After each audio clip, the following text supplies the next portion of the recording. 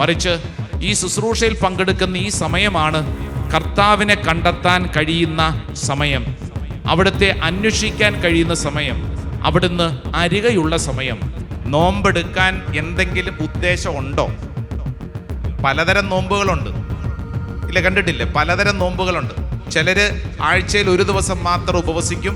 നമുക്ക് നമ്മുടെ വഴികൾ സൂക്ഷ്മമായി പരിശോധിക്കുകയും കർത്താവിങ്കിലേക്ക് തിരിയുകയും ചെയ്യാം. പൊതുവെ ഈ നോമ്പെന്ന് പറയുമ്പോൾ തൊട്ട് പലരുടെയും മുഖത്ത് ഒരു അസ്വസ്ഥത വരും. കാരണം എന്താ? പറ്റിയ സമയം ഇത് പറയാൻ. അയ്യോ, വാഴയിലയിൽ പൊതിഞ്ഞു വന്ന് നിൽക്കുന്ന ചോറ്. അപ്പോൾ എനിക്ക് ഭയങ്കര സങ്കടം. എൻ്റെ വീട് തൊട്ടടുത്തല്ലേ, എന്തിനാ പോയി വാഴയിലയിൽ പൊതിയുന്നത്? അതിൻ്റെ ആവശ്യമില്ലല്ലോ. 10ാം ക്ലാസ് പഠിക്കുന്നത് വരെ എൻ്റെ വലിയൊരു ആഗ്രഹമായിരുന്നു വാഴയിലയിൽ ഒരു ചോറ് പൊതിഞ്ഞ് കഴിക്കണം. മദ്യപാനികളായിട്ടുള്ള ചിലർ ഈ മദ്യപാനമൊക്കെ നിർത്തുന്നത് 50 ദിവസത്തേക്കാണ്. എന്നിട്ട് അവർ മൊത്തത്തിലൊന്ന് പ്യൂരിഫൈ ചെയ്യപ്പെടും. എന്തിനു വേണ്ടിയിട്ടാണ്? ഈസ്റ്റർ കഴിഞ്ഞ് തൊട്ട് നന്നായിട്ട് അടിക്കാൻ വേണ്ടിയിട്ട് 50 ദിവസത്തേക്ക് മൊത്തം കൊളസ്ട്രോളും ഷുഗറും ഒക്കെ ഒന്ന് സെറ്റ് ചെയ്യാനുള്ള കാലഘട്ടം എന്ന് പറയുന്നത് ശരീരത്തിൻ്റെതാണ്. നോമ്പ് കാലഘട്ടം പരിശുദ്ധാത്മാവിൻ്റെ ശക്തി എക്സ്പീരിയൻസ് ചെയ്യാനുള്ള കാലഘട്ടമാണ്. കത്തോലിക്ക സഭയിൽ എത്ര കൂദാശകളുണ്ട്? 7 കൂദാശകളുണ്ട് അല്ലേ? ആർക്കെങ്കിലും ഒന്ന് എഴുന്നേറ്റ് എന്ന് പറയാൻ പറ്റുമോ? 7 കൂദാശകൾ ഏതൊക്കെ? ഒന്ന് എഴുന്നേറ്റ് എന്ന് പറഞ്ഞ കേൾക്കട്ടെ. മിക്സ് ചെയ്യണം. കറക്റ്റ്, അതാണ് നമുക്ക് പരിചയമുള്ളത്. മിക്സ് ചെയ്യണം. മിക്സിങ് അല്ലേ? ചില ചേട്ടന്മാർക്ക് മാത്രമേ മനസ്സിലായുള്ളൂ മിക്സിങ്. ചേച്ചിമാർക്കൊന്നും മനസ്സിലായില്ല. പാവം ചേച്ചിമാര്. ആയിക്കോട്ടെ. ദൈവമക്കളെ, നമുക്ക് കിട്ടിയിരിക്കുന്ന ഒരു കൃപ എന്നാന്നറിയോ? അധികാരവും ശക്തിയും നിനക്ക് കിട്ടിയിട്ടുണ്ടെന്ന്. ലൂക്കാസ് വിശേഷം 10ാം അധ്യായം 19ാം തിരുവചനം കാണാതെ അറിയാവുന്ന വചനമാണ്. ഒന്ന് പറഞ്ഞേ, ഏതാ വചനം? ഇതാ പാമ്പുകളുടെയും തേളുകളുടെയും ശത്രുവിന്റെ സകല ശക്തികളുടെയും മീതെ ചവിട്ടി നടക്കാൻ നിങ്ങൾക്ക് ഞാൻ അധികാരം തന്നിരിക്കുന്നു. ഉറങ്ങുന്ന ചേച്ചി ഇത് വല്ലതും കേൾക്കണുണ്ടോ? ഞാൻ ചേച്ചിനെ നോക്കല്ലേ, ഇങ്ങോട്ട് നോക്കാം. ചേച്ചിക്ക് നാണം തോന്നിയല്ലേ? ഇങ്ങോട്ട് നോക്കും. ഒന്നും കൂടെ പറഞ്ഞ വചനം. ഇതാ പാമ്പുകളുടെയും തേളുകളുടെയും ശത്രുവിന്റെ സകല ശക്തികളുടെയും മീതെ ചവിട്ടി നടക്കാൻ നിങ്ങൾക്ക് ഞാൻ അധികാരം തന്നിരിക്കുന്നു. അധികാരമുണ്ട്. എന്തുകൊണ്ട്? ശക്തിയുമുണ്ട്. Hallelujah, hallelujah, hallelujah. പറയൂ, ആത്മാവിൽ നെടുവീർപ്പിട്ടു. നിങ്ങൾ നെടുവീർപ്പിടാറുണ്ടോ? അതേ പരിപാടിയുള്ളൂ. രാവിലെ തൊട്ട് നെടുവീർപ്പാണ്. ഈശോ നെടുവീർപ്പിട്ടത് in spirit. He was disturbed in spirit എന്ന് പറഞ്ഞാൽ പരിശുദ്ധാത്മാവിലാണ്, ആത്മാവിലാണ് ഈശോ നെടുവീർപ്പിട്ടത്. ഹല്ലേലൂയ. ഈ നോമ്പ് കാലഘട്ടത്തിൽ നമ്മൾ എടുക്കുന്ന തീരുമാനം ഉറപ്പിച്ചോ? വാട്ടമല്ല, ഈ വാട്ടം ഉണ്ടല്ലോ നമ്മുടെ കുടുംബത്തിൽ അത്ഭുതങ്ങളുണ്ടാകും. നീ എടുക്കുന്ന ത്യാഗം, ചില കാര്യങ്ങൾ വേണ്ടാന്ന് വെക്കുമ്പോൾ അത്ഭുതങ്ങൾ ദൈവം ചൊരിയും.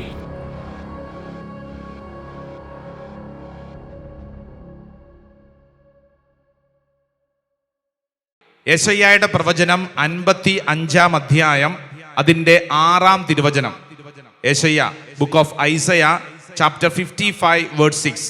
ഒന്ന് വായിച്ചാലോ? നല്ല ഒന്നാന്തരം വചനമാണ്. യെശയ്യായുടെ പ്രവചനം 55 അതിന്റെ 6ാം തിരുവചനം വായിക്കാം. കർത്താവിനെ കണ്ടെത്താൻ കഴിയുന്ന ഇപ്പോൾ തന്നെ അവിടുത്തെ അന്വേഷിക്കുവിൻ. അവിടുന്ന് അരികെയുള്ളപ്പോൾ അവിടുത്തെ വിളിക്കുവിൻ. കണ്ടോ? ഈ ശുശ്രൂഷയുടെ ഏറ്റവും വലിയൊരു പ്രത്യേകത യെശയ്യാ പ്രവാചകൻ ഈ സമയത്ത് നമ്മളെ പഠിപ്പിക്കുകയാണ്. കർത്താവിനെ കണ്ടെത്താൻ കഴിയുന്ന ഇപ്പോൾ തന്നെ അവിടുത്തെ അന്വേഷിക്കുവിൻ. അവിടുന്ന് അരികെയുള്ളപ്പോൾ അവിടുത്തെ വിളിക്കുവിൻ. ഹല്ലേലൂയ. വലതുകരം ഉയർത്തിപ്പിടിച്ച് ഈ വചനം നമുക്ക് ഏറ്റെടുത്ത് പ്രാർത്ഥിക്കാം. കർത്താവിനെ കണ്ടെത്താൻ കഴിയുന്ന ഇപ്പോൾ തന്നെ അവിടുത്തെ അന്വേഷിക്കുവിൻ. അവിടുന്ന് അരികെയുള്ളപ്പോൾ അവിടുത്തെ വിളിക്കുവിൻ. ഹല്ലേലൂയ എന്ന് പറഞ്ഞാൽ ഇവിടെ ഇരുന്നുകൊണ്ട് ഈ ശുശ്രൂഷയിൽ പങ്കെടുക്കുമ്പോൾ ഓരോരുത്തരും വിശ്വസിക്കുകയാണ്, എൻ്റെ കർത്താവിനെ അനുഭവിക്കുവാൻ വ്യക്തിപരമായി സ്വീകരിക്കുവാൻ എനിക്ക് കിട്ടിയിരിക്കുന്ന സമയം ഇതാണ്. നാളെയല്ല, മറ്റന്നാളല്ല, മറിച്ച് ഈ ശുശ്രൂഷയിൽ പങ്കെടുക്കുന്ന ഈ സമയമാണ് കർത്താവിനെ കണ്ടെത്താൻ കഴിയുന്ന സമയം, അവിടുത്തെ അന്വേഷിക്കാൻ കഴിയുന്ന സമയം, അവിടുന്ന് അരികെയുള്ള സമയം. Price the Lord. ഹല്ലേലൂയ. അടുത്തിരിക്കുന്ന ആൾക്കൊന്ന് കൈ കൊടുത്തോണ്ട് പറഞ്ഞ് സമയം നന്നായി ഉപയോഗിക്കണം. സമയം നന്നായി ഉപയോഗിക്കണം. Praise the Lord. Hallelujah. Hallelujah. ചിലരിത് കേട്ടപ്പോൾ എന്നാ പിന്നെ ഒട്ടും സമയം കളയണ്ട, നന്നായി ഉറങ്ങിയേക്കാം. അതല്ല, സമയം നന്നായി ഉപയോഗിക്കണം എന്ന് പറഞ്ഞു കഴിഞ്ഞാൽ ദൈവത്തെ അന്വേഷിക്കാൻ, ദൈവ സാന്നിധ്യം തിരിച്ചറിയാൻ കിട്ടുന്ന സമയം ഇതാണ്. അത് മറ്റന്നാളോ നാളത്തേക്കോ പിന്നത്തേക്കോ വെക്കാനല്ല, മറിച്ച് ഇപ്പോൾ തന്നെ ദൈവത്തെ അന്വേഷിക്കണം. Price the Lord. ഹല്ലേലൂയ. ഞാനിത് ഈ വചനം പറയുമ്പോൾ, ഈ വചനം ഇവിടെ ഇരിക്കുന്ന നമുക്കെല്ലാവർക്കും അഭിഷേകമായി എക്സ്പീരിയൻസ് ചെയ്യാൻ പറ്റിയ വലിയ ഒരു കാലഘട്ടത്തിലേക്കാണ് നമ്മൾ ഒരുങ്ങുന്നത്. Praise the Lord. Hallelujah. Hallelujah. ഇന്നേതാ ദിവസം? വെള്ളിയാഴ്ച. നാളെ ശനിയാഴ്ച, അത് കഴിഞ്ഞിട്ട് ഞായറാഴ്ച എന്ന് പറഞ്ഞു കഴിഞ്ഞാൽ മണിക്കൂറുകളേ ഉള്ളൂ. എന്തിനു വേണ്ടി? മണിക്കൂറുകളേ ഉള്ളൂ. എന്തിനു വേണ്ടി? എന്തിനു വേണ്ടി? മണിക്കൂറുകളേ ഉള്ളൂ. എന്തിനു വേണ്ടി? ഒച്ചത്തിപ്പറ. ഈ ഞായറാഴ്ച മുതൽ എന്തോ ചില കാര്യങ്ങൾ നമ്മുടെ ജീവിതത്തിൽ സംഭവിക്കാൻ പോവാ. എന്തിനു വേണ്ടി? എന്താ? ദൈവമേ, പള്ളിപ്പെരുന്നാളിന്റെ ക്ഷീണം കഴിഞ്ഞില്ലേ? അമ്പ് പെരുന്നാളൊക്കെ കഴിഞ്ഞു. Praise the Lord. ഹല്ലേലൂയ. എന്റെ പ്രിയപ്പെട്ടവരെ, നോമ്പിന്റെ ഏറ്റവും അടുത്ത ഒരുക്കത്തിന്റെ ദിനങ്ങളാണ്. Praise the Lord. ഹല്ലേലൂയ. എന്ന് പറഞ്ഞു കഴിഞ്ഞാൽ നമ്മുടെ ജീവിതത്തിൽ കർത്താവിനെ അനുഭവിക്കാൻ, കർത്താവിനോട് ചേർന്നിരിക്കാൻ, അത്രമേൽ കൃപ സ്വീകരിക്കാൻ ദൈവം തെരഞ്ഞെടുത്ത അത്ഭുത മണിക്കൂറിന്റെ ഏറ്റവും അടുത്ത ഒരുക്ക മണിക്കൂറുകളിലാണ് നമ്മൾ ഇപ്പോൾ ആയിരിക്കുന്നത്. വിശ്വസിക്കുന്ന ഒരു ഒച്ചത്തിൽ പറഞ്ഞ ഹല്ലേലൂയ. ഹല്ലേലൂയ. നോമ്പെടുക്കാൻ എന്തെങ്കിലും ഉദ്ദേശം ഉണ്ടോ? ഉണ്ടോ? ഇതെന്തിനാ ഇപ്പൊ പറയണമെന്നറിയോ? ചിലര് മറന്നുപോയി. ചിലര് നോമ്പ് തുടങ്ങി കുറച്ചു ദിവസം കഴിയുമ്പോഴാണല്ലോ, ചേടാ നോമ്പായിരുന്നല്ലേ, ആദ്യം മുതൽ എടുക്കാമായിരുന്നു, ഇനിയിപ്പോ പോയില്ലേ, പോട്ടെ, അടുത്ത വർഷം എടുക്കാം. ഇന്ന് ഈ ശുശ്രൂഷയിൽ ഇരിക്കുന്ന ഓരോരുത്തർക്കും കർത്താവ് പറയുന്നത്, നോമ്പിന്റെ ഏറ്റവും അടുത്ത ഒരുക്ക മണിക്കൂറുകളിൽ നിന്റെ ജീവിതത്തിൽ നീ നോമ്പെടുക്കാൻ ഉദ്ദേശിക്കുന്നുണ്ടോ എന്നുള്ള സുപ്രധാനമായ ഒരു ചോദ്യം ചോദിക്കുകയാണ്. പലതരം നോമ്പുകളുണ്ട്, ഇല്ല കണ്ടിട്ടില്ലേ? പലതരം നോമ്പുകളുണ്ട്. ചിലര് ആഴ്ചയിൽ ഒരു ദിവസം മാത്രം ഉപവസിക്കും, വേറെ ചിലര് പകുതി നോമ്പെടുക്കും, 50 നോമ്പിന്റെ പകുതി എടുക്കും. ഇനി വേറെ ചിലര് കുറച്ചും കൂടെ മടിയൊക്കെ ഉള്ളവര് വിശുദ്ധവാരത്തിൽ മാത്രം, ഓശാന മുതൽ ഈസ്റ്റർ വരെയുള്ള ദുഃഖശനി രാത്രി വരെ എടുക്കും. അപ്പൊ എന്റെ ചോദ്യം, എന്റെ പ്രിയപ്പെട്ടവരെ, നോമ്പെടുക്കാൻ ഉദ്ദേശമുണ്ടോ? ഉണ്ടെങ്കിൽ എങ്ങനെയുള്ള നോമ്പെടുക്കാനാണ് ഉദ്ദേശിക്കുന്നത്? ഇത് ആലോചിക്കേണ്ട മണിക്കൂറുകളാണ് നിന്റെ മുമ്പിലുള്ളത്. Praise the Lord. Hallelujah. Hallelujah. ഇവിടെ ഇരിക്കുന്ന വേറെ ചിലർക്ക് ചിന്ത അത് ഞായറാഴ്ച, ശനിയാഴ്ച അല്ലെ, ഞായറാഴ്ചത്തേക്ക് എത്തുമ്പോഴത്തേക്ക് പേത്രത്ത എന്ന് പറഞ്ഞാൽ എന്താ? അന്നാണ് കഴിക്കാവുന്നതെല്ലാം കഴിച്ചു തീർക്കുന്നത് ആണോ? അന്നാണ് വീട്ടിലുള്ള ഇറച്ചി മുഴുവൻ വെട്ടി വിഴുങ്ങുന്നത് ആണോ? അതാണോ പേത്രത്ത? നോമ്പാണല്ലോ എന്നും പറഞ്ഞുകൊണ്ട് അല്ലേ, അന്നത്തെ ദിവസം കഴിക്കാവുന്നതെല്ലാം കഴിക്കുക, അടുത്ത വീട്ടിൽ പോയി കഴിക്കുക, നാട്ടിൽ നടന്നു കഴിക്കുക, അതിനുള്ളതാണോ പേത്രത്ത? ആണോ? പേത്രത്ത എന്നുള്ള സുറിയാനി പദത്തിന്റെ അർത്ഥം തിരിഞ്ഞു നോക്കുക എന്നുള്ളതാണ്. വിലാപങ്ങളുടെ പുസ്തകം 3-ാം അധ്യായം 40-ാം തിരുവചനം, book of Lamentation chapter 3 verse 40. Bible ഉള്ളവരും തുറന്നേ, നല്ല ഒന്നാന്തര വചനമാണ്. നോമ്പിലേക്ക് അടുത്ത ഒരുക്കത്തിന്റെ ദിവസങ്ങളിൽ ധ്യാനിച്ച് പ്രാർത്ഥിക്കേണ്ട ഒരു വചനമാണ്. വിലാപങ്ങളുടെ പുസ്തകം. ഏത് പുസ്തകം? വിലാപങ്ങളുടെ പുസ്തകം 3-ാം അധ്യായം 40-ാം തിരുവചനം വായിച്ചേ. നമുക്ക് നമുക്ക് നമ്മുടെ വഴികൾ സൂക്ഷ്മമായി പരിശോധിക്കുകയും കർത്താവിങ്കിലേക്ക് തിരിയുകയും ചെയ്യാം. Hallelujah, hallelujah.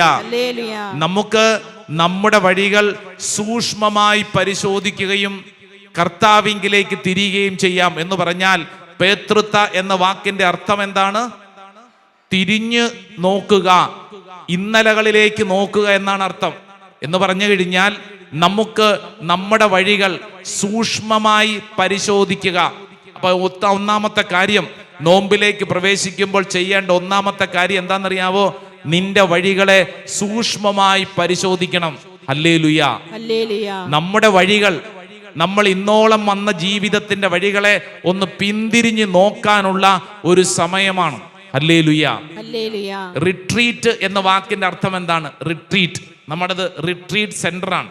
പോട്ട retreat centre, divine retreat centre, Attappadi retreat centre, അല്ലേ അല്ലേ Chittoor retreat centre, Jerusalem retreat centre, അല്ലേ അല്ലേ എല്ലാ ധ്യാന കേന്ദ്രങ്ങളാണ്. What does it mean? എന്താണ് റിട്രീറ്റ് എന്ന വാക്കിന്റെ അർത്ഥം? റിട്രീറ്റ് എന്ന വാക്കിന്റെ അർത്ഥം എന്താ? റിട്രീറ്റ് എന്ന വാക്കിന്റെ അർത്ഥം എന്താ? ഏതാ അർത്ഥം? ധ്യാനം എന്നാണ്. അത് മെഡിറ്റേഷൻ എന്നാണ് ആ വാക്കിന്റെ അർത്ഥം. റിട്രീറ്റ് എന്ന വാക്കിന്റെ അർത്ഥം റീട്രീറ്റ് എന്ന് പറയുക, പിന്തിരിയുക എന്നാണ് ആ വാക്കിന്റെ അർത്ഥം. റീട്രീറ്റ്, പിന്തിരിയുക. അപ്പോൾ നമ്മൾ ഈ നോമ്പിലേക്ക് പ്രവേശിക്കുമ്പോൾ ശ്രദ്ധിക്കേണ്ട കാര്യം, നമ്മൾ യഥാർത്ഥത്തിൽ ഒരു റിട്രീറ്റിലോട്ട് പ്രവേശിക്കുകയാണ്. വിലാപങ്ങളുടെ പുസ്തകം 3-ാം അധ്യായം 40-ാം തിരുവചനം, book of Lamentation chapter 3 verse 40 നമ്മൾ ഓർമ്മപ്പെടുത്തുന്നത് എന്താണ്? നമുക്ക് നമ്മുടെ വഴികൾ സൂക്ഷ്മമായി പരിശോധിക്കുകയും കർത്താവിങ്കിലേക്ക് തിരിയുകയും ചെയ്യാം. ഹല്ലേലൂയ. അടുത്തിരിക്കുന്ന ആൾക്കൊന്ന് കൈ കൊടുത്തോണ്ട് പറഞ്ഞ്, നിന്റെ വഴി നീ ഒന്ന് അറിയണം. ഏത് വഴിയാണ്? വീട്ടിലേക്കുള്ള വഴിയാണോ? അല്ലല്ലല്ല, നിന്റെ ജീവിതമാകുന്ന വഴി. ഈ വഴിയെ ഒന്ന് തിരിഞ്ഞു നോക്കണം. എന്നിട്ട് ചില കാര്യങ്ങൾ തിരുത്തേണ്ടതുണ്ടെങ്കിൽ തിരുത്തണം. അങ്ങനെ തിരുത്തി മുന്നോട്ട് നീങ്ങുന്ന അനുഗ്രഹത്തിന്റെ ദിനങ്ങളാണ്. ഹല്ലേലൂയ. പൊതുവെ ഈ നോമ്പെന്ന് പറയുമ്പോൾ തൊട്ട് പലരുടെയും മുഖത്ത് ഒരു അസ്വസ്ഥത വരും. കാരണം എന്താ ചേച്ചി? നോമ്പ്, ഉപവാസം എന്നൊക്കെ പറയുമ്പോഴത്തേക്ക് മൊത്തത്തിലൊരു ഞെരുക്കമാണ്. കാരണം സാധാരണ ഉള്ള ദിവസം പോലെയല്ല, അതിനെന്തോ ഒരു പ്രത്യേകതയുണ്ട്. എന്ന് പറഞ്ഞു കഴിഞ്ഞാൽ നമുക്കെന്തോ ഒരു സുഖക്കുറവ്. നോമ്പ് എന്ന് പറഞ്ഞു കഴിഞ്ഞാൽ നമ്മുടെ സാധാരണപ്പെട്ട ജീവിതത്തിൽ നിന്നൊന്നും കൂടെ അങ്ങോട്ട് മാറി എന്തോ ഒരു ഞെരുക്കമുള്ളതുപോലെ, അല്ലേ? ഞെരുക്കമുള്ളതുപോലെ. നോമ്പ് കാലത്ത് പലർക്കും ക്ഷീണമാണ്. കണ്ടിട്ടില്ലേ? ചില ആളുകളൊക്കെ നോമ്പ് കാലത്താണ് താടി അങ്ങോട്ട് നീട്ടും, ഷേവ് ഒന്നും ചെയ്യത്തില്ല. നോമ്പ് കാലത്ത് ചിലരുടെ നടപ്പ് കാണണം, അല്ലേ? ഭയങ്കര ക്ഷീണത്തിലായിരിക്കും. അതായത് നോമ്പുകാലം എന്ന് പറഞ്ഞാൽ ക്ഷീണിക്കാനുള്ള കാലമല്ല, അത് ഒരു വാട്ടത്തിന്റെ കാലമാണ്. എന്തിന്റെ കാലം പറഞ്ഞേ? വാട്ടം. നിങ്ങള് സ്കൂളിൽ പോയപ്പോൾ ഭക്ഷണപ്പൊതി ഇലയിൽ വാട്ടി ഭക്ഷണം കൊണ്ടുപോയോ? അങ്ങനെ സ്കൂളിൽ പോകാൻ ഭാഗ്യം കിട്ടിയവർ ഇവിടെ ഉണ്ടെങ്കിലും ഒന്ന് കൈ പൊക്കിക്കേ. ചേട്ടൻ പോവാണ്, ഇഷ്ടപ്പെട്ടില്ലേ? ഇങ്ങോട്ട് നോക്കിക്കേ. അതായത് വാഴയില വെട്ടി അത് തീക്ക് അടുപ്പിൽ വെച്ചൊന്ന് വാട്ടി, അല്ലേ? എന്തിനാ വാട്ടുന്നത്? വാട്ടേണ്ട ആവശ്യമുണ്ടോ? എൻ്റെ ഒരു സങ്കടം പറയട്ടെ. എൻ്റെ വീട് സ്കൂളിന് തൊട്ടടുത്താ. അതുകൊണ്ട് എനിക്ക് ഈ വാഴയിലയിൽ ചോറ് വന്ന് എൻ്റെ അടുത്തിരുന്ന് ഭക്ഷണമൊക്കെ കഴിക്കുന്ന കാണുമ്പോൾ എനിക്ക് ഭയങ്കര കൊതിയാണ്. ഈ വാഴയിലയിൽ പൊതിഞ്ഞു വരുന്ന ഭക്ഷണത്തിന് ഒരു മണമുണ്ട്, അല്ലേ? വായടച്ചു പോയി, ഞാൻ വെറുതെ പറഞ്ഞതാ. അതുടനെ അല്ലേ? വാഴയിലയിൽ, അല്ലേ? പറ്റിയ സമയം ഇത് പറയാൻ. ഒയ്യോ, വാഴയിലയിൽ പൊതിഞ്ഞു വന്ന് നിൽക്കുന്ന ചോറ്. അപ്പൊ എനിക്ക് ഭയങ്കര സങ്കടം. എൻ്റെ വീട് തൊട്ടടുത്തല്ലേ, എന്തിനാ പോയി വാഴയിലയിൽ പൊതിയുന്നത്? അതിൻ്റെ ആവശ്യമില്ലല്ലോ. 10ാം ക്ലാസ് പഠിക്കുന്നത് വരെ എൻ്റെ വലിയൊരു ആഗ്രഹമായിരുന്നു വാഴയിലയിൽ ഒരു ചോറ് പൊതിഞ്ഞ് കഴിക്കണം. പക്ഷെ കിട്ടത്തില്ല. വീടിൻ്റെ തൊട്ടടുത്ത് സ്കൂളുള്ളത് കൊണ്ട് വീട്ടിൽ വന്ന് ഭക്ഷണം കഴിച്ചിട്ട് പോയാൽ മതി. അപ്പോൾ കൂട്ടത്തിലുള്ള കുട്ടികളൊക്കെ ഈ വാഴയിലയ്ക്കകത്ത് ചോറ് കൊണ്ടുവന്ന് അവരവിടെ ഇരുന്ന് ഒരു മുട്ട പൊരിച്ചതും ഇച്ചിരി അച്ചാറും ചാറൊക്കെ കൂട്ടി കഴിക്കുന്നത് കാണുമ്പോൾ എനിക്ക് വല്ലാത്ത കൊതി. അപ്പം അന്ന് ഞാൻ ശ്രദ്ധിച്ചൊരു കാര്യം, ഈ വാഴയിലയുണ്ടല്ലോ, സാധാരണ വാഴയെന്ന് വെട്ടിയെടുത്ത് നേരെ കൊണ്ടുവന്നിരിക്കുന്ന വാഴയിലയല്ല, മറിച്ച് അത് വാട്ടിയതാണ്. അതിനൊരു വാട്ടമുണ്ട്. എൻ്റെ ചോദ്യം, എന്തിനാണ് ഈ വാഴയില വാട്ടുന്നത്? പറഞ്ഞേ, അറിയാം, പറഞ്ഞേ. അത് കീറിപ്പോകാതിരിക്കാൻ, ഒടിഞ്ഞു പോകാതിരിക്കാൻ, മറ്റൊരു വാക്കിൽ പറഞ്ഞാൽ അതിനൊരു ബലം കിട്ടാൻ. അതൊന്ന് വാട്ടിക്കഴിയുമ്പോൾ അല്ലേ, അതൊന്ന് വാട്ടിക്കഴിയുമ്പോഴത്തേക്ക് അതിനൊരു ബലം കിട്ടും. എന്ന് പറഞ്ഞു കഴിഞ്ഞാൽ ഈ വാഴയിലയ്ക്കുണ്ടാവുന്ന വാട്ടം പോലെ നമുക്ക് ഈ നോമ്പ് കാലഘട്ടം എന്താണ്? ഈ വാട്ടം എന്തിനാ? വാടിക്കൊണ്ടിരിക്കാനാണോ? അല്ലല്ല, വാടിക്കൊണ്ടിരിക്കാനല്ല, ബലം കിട്ടാനാണ്. Price the Lord, hallelujah. അടുത്തിരിക്കുന്ന ആൾക്കൊന്ന് കൈകൊടുത്തോണ്ട് പറഞ്ഞ്, നോമ്പ് കാലം വാടാനുള്ള കാലമാണ്. അത് ക്ഷീണത്തിന്റെ കാലമല്ല. പറഞ്ഞേ, ക്ഷീണത്തിന്റെ കാലമല്ല. നോമ്പ് കാലഘട്ടം, ഉപവാസ കാലഘട്ടം എന്ന് പറഞ്ഞാൽ ഇത് മനസ്സിൽ ഉറപ്പിച്ചോണം. കാരണം ഇത് നമ്മൾ അനുഭവിക്കാൻ പോകുന്ന ദിനങ്ങളാണ്. ഈ കാലഘട്ടം ഇത് വാട്ടത്തിന്റെ എന്ന് പറഞ്ഞു കഴിഞ്ഞാൽ ഒടിഞ്ഞു കീറിപ്പോകാതിരിക്കാൻ, നിന്റെ ശരീരം നീ പറയുന്നതനുസരിച്ച് നിയന്ത്രിക്കപ്പെടാൻ വേണ്ടി, നിന്റെ മനസ്സിനെ നിന്റെ കൈപ്പിടിയിൽ ഒതുക്കാൻ വേണ്ടി, നിന്റെ ജീവിതത്തെ മൊത്തത്തിൽ നമ്മളൊന്ന് വാട്ടിയെടുക്കുന്നത് എന്തിനാ? ഇതിനെ നമ്മുടെ കൈപ്പിടിയിൽ ഒതുക്കാൻ വേണ്ടി, പൊട്ടിപ്പോകാതിരിക്കാൻ വേണ്ടി, നശിക്കാതിരിക്കാൻ വേണ്ടി നമ്മളൊന്ന് വാട്ടിയെടുക്കുക. സ്വരത്തിൽ പറഞ്ഞ ഹല്ലേലൂയാ, ഹല്ലേലൂയാ. ഈ നോമ്പിന്റെ കാലഘട്ടത്തില് നമ്മളെ തന്നെ ഒന്ന് വാട്ടിയെടുക്കുന്നത് നമ്മൾ എന്തിനു വേണ്ടിയിട്ടാ? ബലം പ്രാപിക്കുന്നതിന് വേണ്ടിയാ. വലതുകരം ഉയർത്തി പറഞ്ഞ ഹല്ലേലൂയാ, ഹല്ലേലൂയാ, ഹല്ലേലൂയാ. അങ്ങനെയെങ്കിൽ ഇന്നത്തെ ഈ ശുശ്രൂഷയിൽ പങ്കെടുക്കുന്ന ഓരോരുത്തരും ശ്രദ്ധിക്കണം, എൻ്റെ ജീവിതത്തിൽ ഇനിയുള്ള നാളുകളിൽ ഞാൻ ബലം പ്രാപിക്കാൻ വിളിക്കപ്പെട്ട വ്യക്തിയാണ്. എന്തിന് ബലം? ശരീരത്തിന് ബലമല്ല, മറിച്ച് ആത്മീയമായി ബലം. വേറെ ചിലരുണ്ട് 50 ദിവസത്തേക്ക് ഇറച്ചി മീൻ അതൊക്കെ മാറ്റി വെക്കണം, എന്നിട്ട് വണ്ണം കുറയ്ക്കണം അല്ലേ എന്ന് പറഞ്ഞാൽ ശരീരത്തിന്റെ ബലം കൂട്ടും. വണ്ണം കുറയ്ക്കുക, മസിൽ വെക്കുക, ശരീരത്തിലുള്ള ദുർമേധസ്സൊക്കെ കളയുക, മൊത്തത്തിൽ 50 ദിവസം അല്ലേ. മദ്യപാനികളായിട്ടുള്ള ചിലര് ഈ മദ്യപാനമൊക്കെ നിർത്തുന്നത് 50 ദിവസത്തേക്കാണ്. എന്നിട്ട് അവർ മൊത്തത്തിലൊന്ന് പ്യൂരിഫൈ ചെയ്യപ്പെടും. എന്തിനു വേണ്ടിയിട്ടാ? ഈസ്റ്റർ കഴിഞ്ഞ് തൊട്ട് നന്നായിട്ട് അടിക്കാൻ വേണ്ടിയിട്ട് 50 ദിവസത്തേക്ക് മൊത്തം കൊളസ്ട്രോളും ഷുഗറും ഒക്കെ ഒന്ന് സെറ്റ് ചെയ്യാനുള്ള കാലഘട്ടം എന്ന് പറയുന്നത് ശരീരത്തിൻ്റെതാണ്. എന്നാൽ ഒരു ദൈവമകനും ദൈവമകളും തിരിച്ചറിയുക, നിന്റെ ആത്മാവിന് ബലം പ്രാപിക്കേണ്ട സമയമാണത്. ആത്മാവിന് ബലം പ്രാപിക്കേണ്ട സമയം. ഹല്ലേലൂയാ. അടുത്തിരിക്കുന്ന ആൾക്ക് ഇത് മനസ്സിലായിട്ടില്ല, ഒന്ന് പറഞ്ഞു കൊടുത്തേ. നിന്റെ ആത്മാവിന് ബലം പ്രാപിക്കേണ്ട സമയം. ഹല്ലേലൂയാ, ഹല്ലേലൂയാ, ഹല്ലേലൂയാ.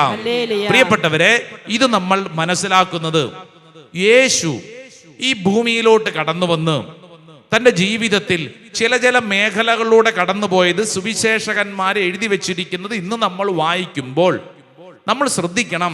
ഈ യേശു കൃത്യം വ്യക്തമായി നമ്മുടെ ജീവിതത്തിൽ നമ്മൾ സ്വീകരിക്കേണ്ട ചില കാര്യങ്ങളാണ് കൃത്യമായി ഈ ഭൂമിയിൽ നമുക്ക് മുമ്പിൽ ചെയ്തിരിക്കുന്നത്. അതുകൊണ്ടാണ് സുവിശേഷകന്മാർ ആ മേഖലകളെല്ലാം കൃത്യമായിട്ട് എഴുതി വെച്ചിരിക്കുന്നത്.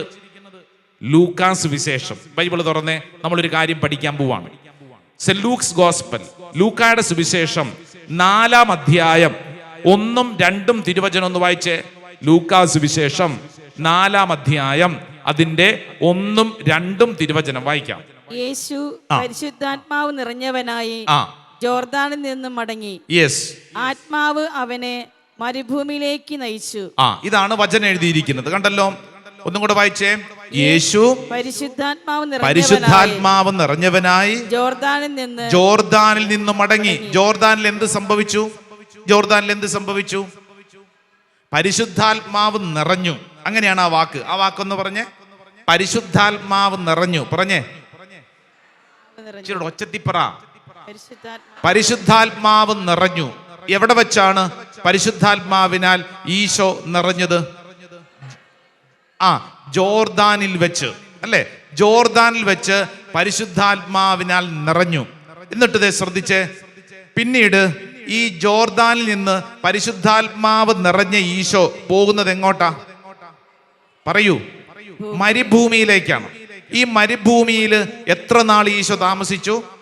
40 ദിനരാത്രങ്ങൾ ഒറ്റയ്ക്ക് മരുഭൂമിയിൽ ഉപവസിച്ച് പ്രാർത്ഥിച്ചു എന്ന് പറഞ്ഞാൽ എന്താ അർത്ഥം? അതായത് ഈശോ ശരീരത്തിന്റെ ഇഷ്ടങ്ങളെ മാറ്റിവെച്ച് ആത്മാവിൽ ബലം പ്രാപിച്ചു. ഹല്ലേലൂയ. അതാണ് അതിന്റെ അർത്ഥം. 40 ദിനരാത്രങ്ങൾ മരുഭൂമിയിൽ ഉപവസിച്ചു എന്നതിന്റെ അർത്ഥം എന്താണ്? ശരീരത്തിന്റെ ഇഷ്ടങ്ങളെ ഈശോ ബലി കഴിച്ചു, എന്നിട്ട് ആത്മാവിൽ ബലം പ്രാപിച്ചു. ഇനി നിങ്ങൾ ഒരു വചനം ഒന്ന് പഠിക്കണം. അതിനാണ് ഞാൻ ഇത് പറഞ്ഞുകൊണ്ടിരിക്കുന്നത്. ലൂക്കായുടെ സുവിശേഷം 4-ാം അധ്യായം അതിന്റെ 14-ാം തിരുവചനം ഒന്ന് വായിച്ചേ. ലൂക്ക 4:14. ലൂക്കായുടെ സുവിശേഷം 4-ാം അധ്യായം 14-ാം തിരുവചനം വായിക്കാം. യേശു ആത്മാവിന്റെ ശക്തിയോടുകൂടെ ഗലീലിലേക്ക് മടങ്ങിപ്പോയി. കണ്ടോ? എന്തെങ്കിലും വ്യത്യാസമുണ്ടോ? ആദ്യം എന്താ പറഞ്ഞിരുന്നത്? യേശു പരിശുദ്ധാത്മാവ് നിറഞ്ഞവനായി ജോർദാനിൽ നിന്നും വന്നു. ഇപ്പോഴെന്താ എഴുതിയിരിക്കുന്നത്? യേശു ആത്മാവിന്റെ ശക്തിയോടുകൂടെ ഗലീലിലേക്ക് മടങ്ങിപ്പോയി. ആത്മാവിന്റെ ശക്തി പറഞ്ഞേ, അല്പം കൂടെ ഒച്ചത്തിൽ പറഞ്ഞേ. ആത്മാവിന്റെ ശക്തി. ഈ ആത്മാവിന്റെ ശക്തി എന്ന് പറയുന്ന വാക്ക് എഴുതപ്പെട്ടത് എന്തിനു ശേഷമാണ്? പറ. മരുഭൂമിയിലെ ജീവിതത്തിന് ശേഷമാണ് പരിശുദ്ധാത്മാവിന്റെ ശക്തി ഈശോയിൽ അതിശക്തമായി വെളിപ്പെട്ടത്. ഹല്ലേലൂയ. ഈശോ പരിശുദ്ധാത്മാവിനാൽ നിറഞ്ഞിരുന്നു. എന്നാൽ ഈ മരുഭൂമി അനുഭവം ഈശോയ്ക്ക് സമ്മാനിച്ചത് എന്താണ്? ആത്മാവിന്റെ ശക്തി എക്സ്പീരിയൻസ് ചെയ്യാൻ പറ്റി. Hallelujah, hallelujah. ഈ ആത്മാവിന്റെ ശക്തി സ്വീകരിച്ചതിന് ശേഷമാണ് ഈശോ തന്റെ പരസ്യ ജീവിതത്തിലേക്ക് ഇറങ്ങിയത്. അതുകൊണ്ടാണ് ലൂക്കാ സുവിശേഷം 4-ാം അധ്യായം അതിന്റെ 18-ാം തിരുവചനം ഒരു കാര്യം പഠിപ്പിക്കുന്നു. വായിച്ചേ, നമുക്കറിയാവുന്ന ഒരു വചനം വായിച്ചേ. ലൂക്കാ 4:18. കർത്താവിന്റെ ആത്മാവ് എന്റെ മേൽ ഉണ്ട്. കണ്ടോ? അതായത് മരുഭൂമി അനുഭവത്തിൽ നിന്നും പുറത്തു വന്ന ഈശോ, ഉപവാസം പ്രാർത്ഥനയ്ക്ക് ശേഷം പുറത്തു വന്ന ഈശോ ഇതാ ദൈവജനത്തിന്റെ മുമ്പിൽ പഠിപ്പിക്കുന്ന കാര്യം, ദൈവത്തിന്റെ ആത്മാവ്, പരിശുദ്ധാത്മാവ് എന്റെ മേൽ ഉണ്ട്. സ്വർഗ്ഗത്തിൽ പറഞ്ഞേ ഹല്ലേലൂയ, ഹല്ലേലൂയ, ഹല്ലേലൂയ. അപ്പൊ ഇങ്ങോട്ട് നിവർന്നിരുന്ന് ഇങ്ങോട്ട് ശ്രദ്ധിച്ചേ. ഒരു കാര്യം നമ്മൾ ആദ്യം തന്നെ പഠിക്കുകയാണ്. ഈ നോമ്പ് കാലഘട്ടത്തിൽ ഒരു വ്യക്തി സ്വീകരിക്കേണ്ട കാര്യം ഈശോ നമ്മുടെ മുമ്പിൽ വെളിപ്പെടുത്തി നൽകുകയാണ്. നിനക്ക് പരിശുദ്ധാത്മാവിനെ കിട്ടിയിട്ടുണ്ട്. ഈ കിട്ടിയ പരിശുദ്ധാത്മാവിനെ എക്സ്പീരിയൻസ് ചെയ്യേണ്ട, അനുഭവിക്കേണ്ട കാലഘട്ടമാണ് ഈ നോമ്പ് കാലഘട്ടം. വലതുകരം ഉയർത്തി പറഞ്ഞ ഹല്ലേലൂയ, ഹല്ലേലൂയ. ഇത് മനസ്സിലായവരൊന്ന് കൈയടിച്ച് ഈശോയ്ക്ക് നന്ദി പറഞ്ഞേ. അപ്പൊ നോമ്പ് കാലഘട്ടം എന്തിനുള്ള കാലഘട്ടമാണ്? ബലപ്പെടാനുള്ള കാലഘട്ടമാണ്. ഹല്ലേലൂയ. അടുത്തിരിക്കുന്ന ഒരു 4-5 പേർക്കെങ്കിലും കൈ കൊടുത്തോണ്ട് പറഞ്ഞ നോമ്പ് കാലഘട്ടം പരിശുദ്ധാത്മാവിന്റെ ശക്തി എക്സ്പീരിയൻസ് ചെയ്യാനുള്ള കാലഘട്ടമാണ്. പരിശുദ്ധാത്മാവിന്റെ ശക്തി എക്സ്പീരിയൻസ് ചെയ്യാനുള്ള കാലഘട്ടമാണ്. Price the Lord. Hallelujah, hallelujah. പരിശുദ്ധാത്മാവിന്റെ ശക്തി എക്സ്പീരിയൻസ് ചെയ്യുക എന്നുള്ളത് വളരെ പ്രധാനപ്പെട്ട കാര്യമാണ്. അതുകൊണ്ടാണ് വിശുദ്ധ പൗലോസ്ലീഹ തിമോത്തിയോസിന് എഴുതിയ 1-ാം പുസ്തകം 4-ാം അധ്യായം 14-ാം തിരുവചനം തുറന്നു വായിച്ചേ. ബൈബിൾ ഇല്ലല്ലേ? ഉണ്ടായിരുന്നെങ്കിൽ വായിക്കായിരുന്നു. വിശുദ്ധ പൗലോസ്ലീഹ തിമോത്തിയോസിന് എഴുതിയ 1-ാം പുസ്തകം 4-ാം അധ്യായം 14-ാം തിരുവചനം വായിച്ചേ. 4:14 വായിച്ചേ.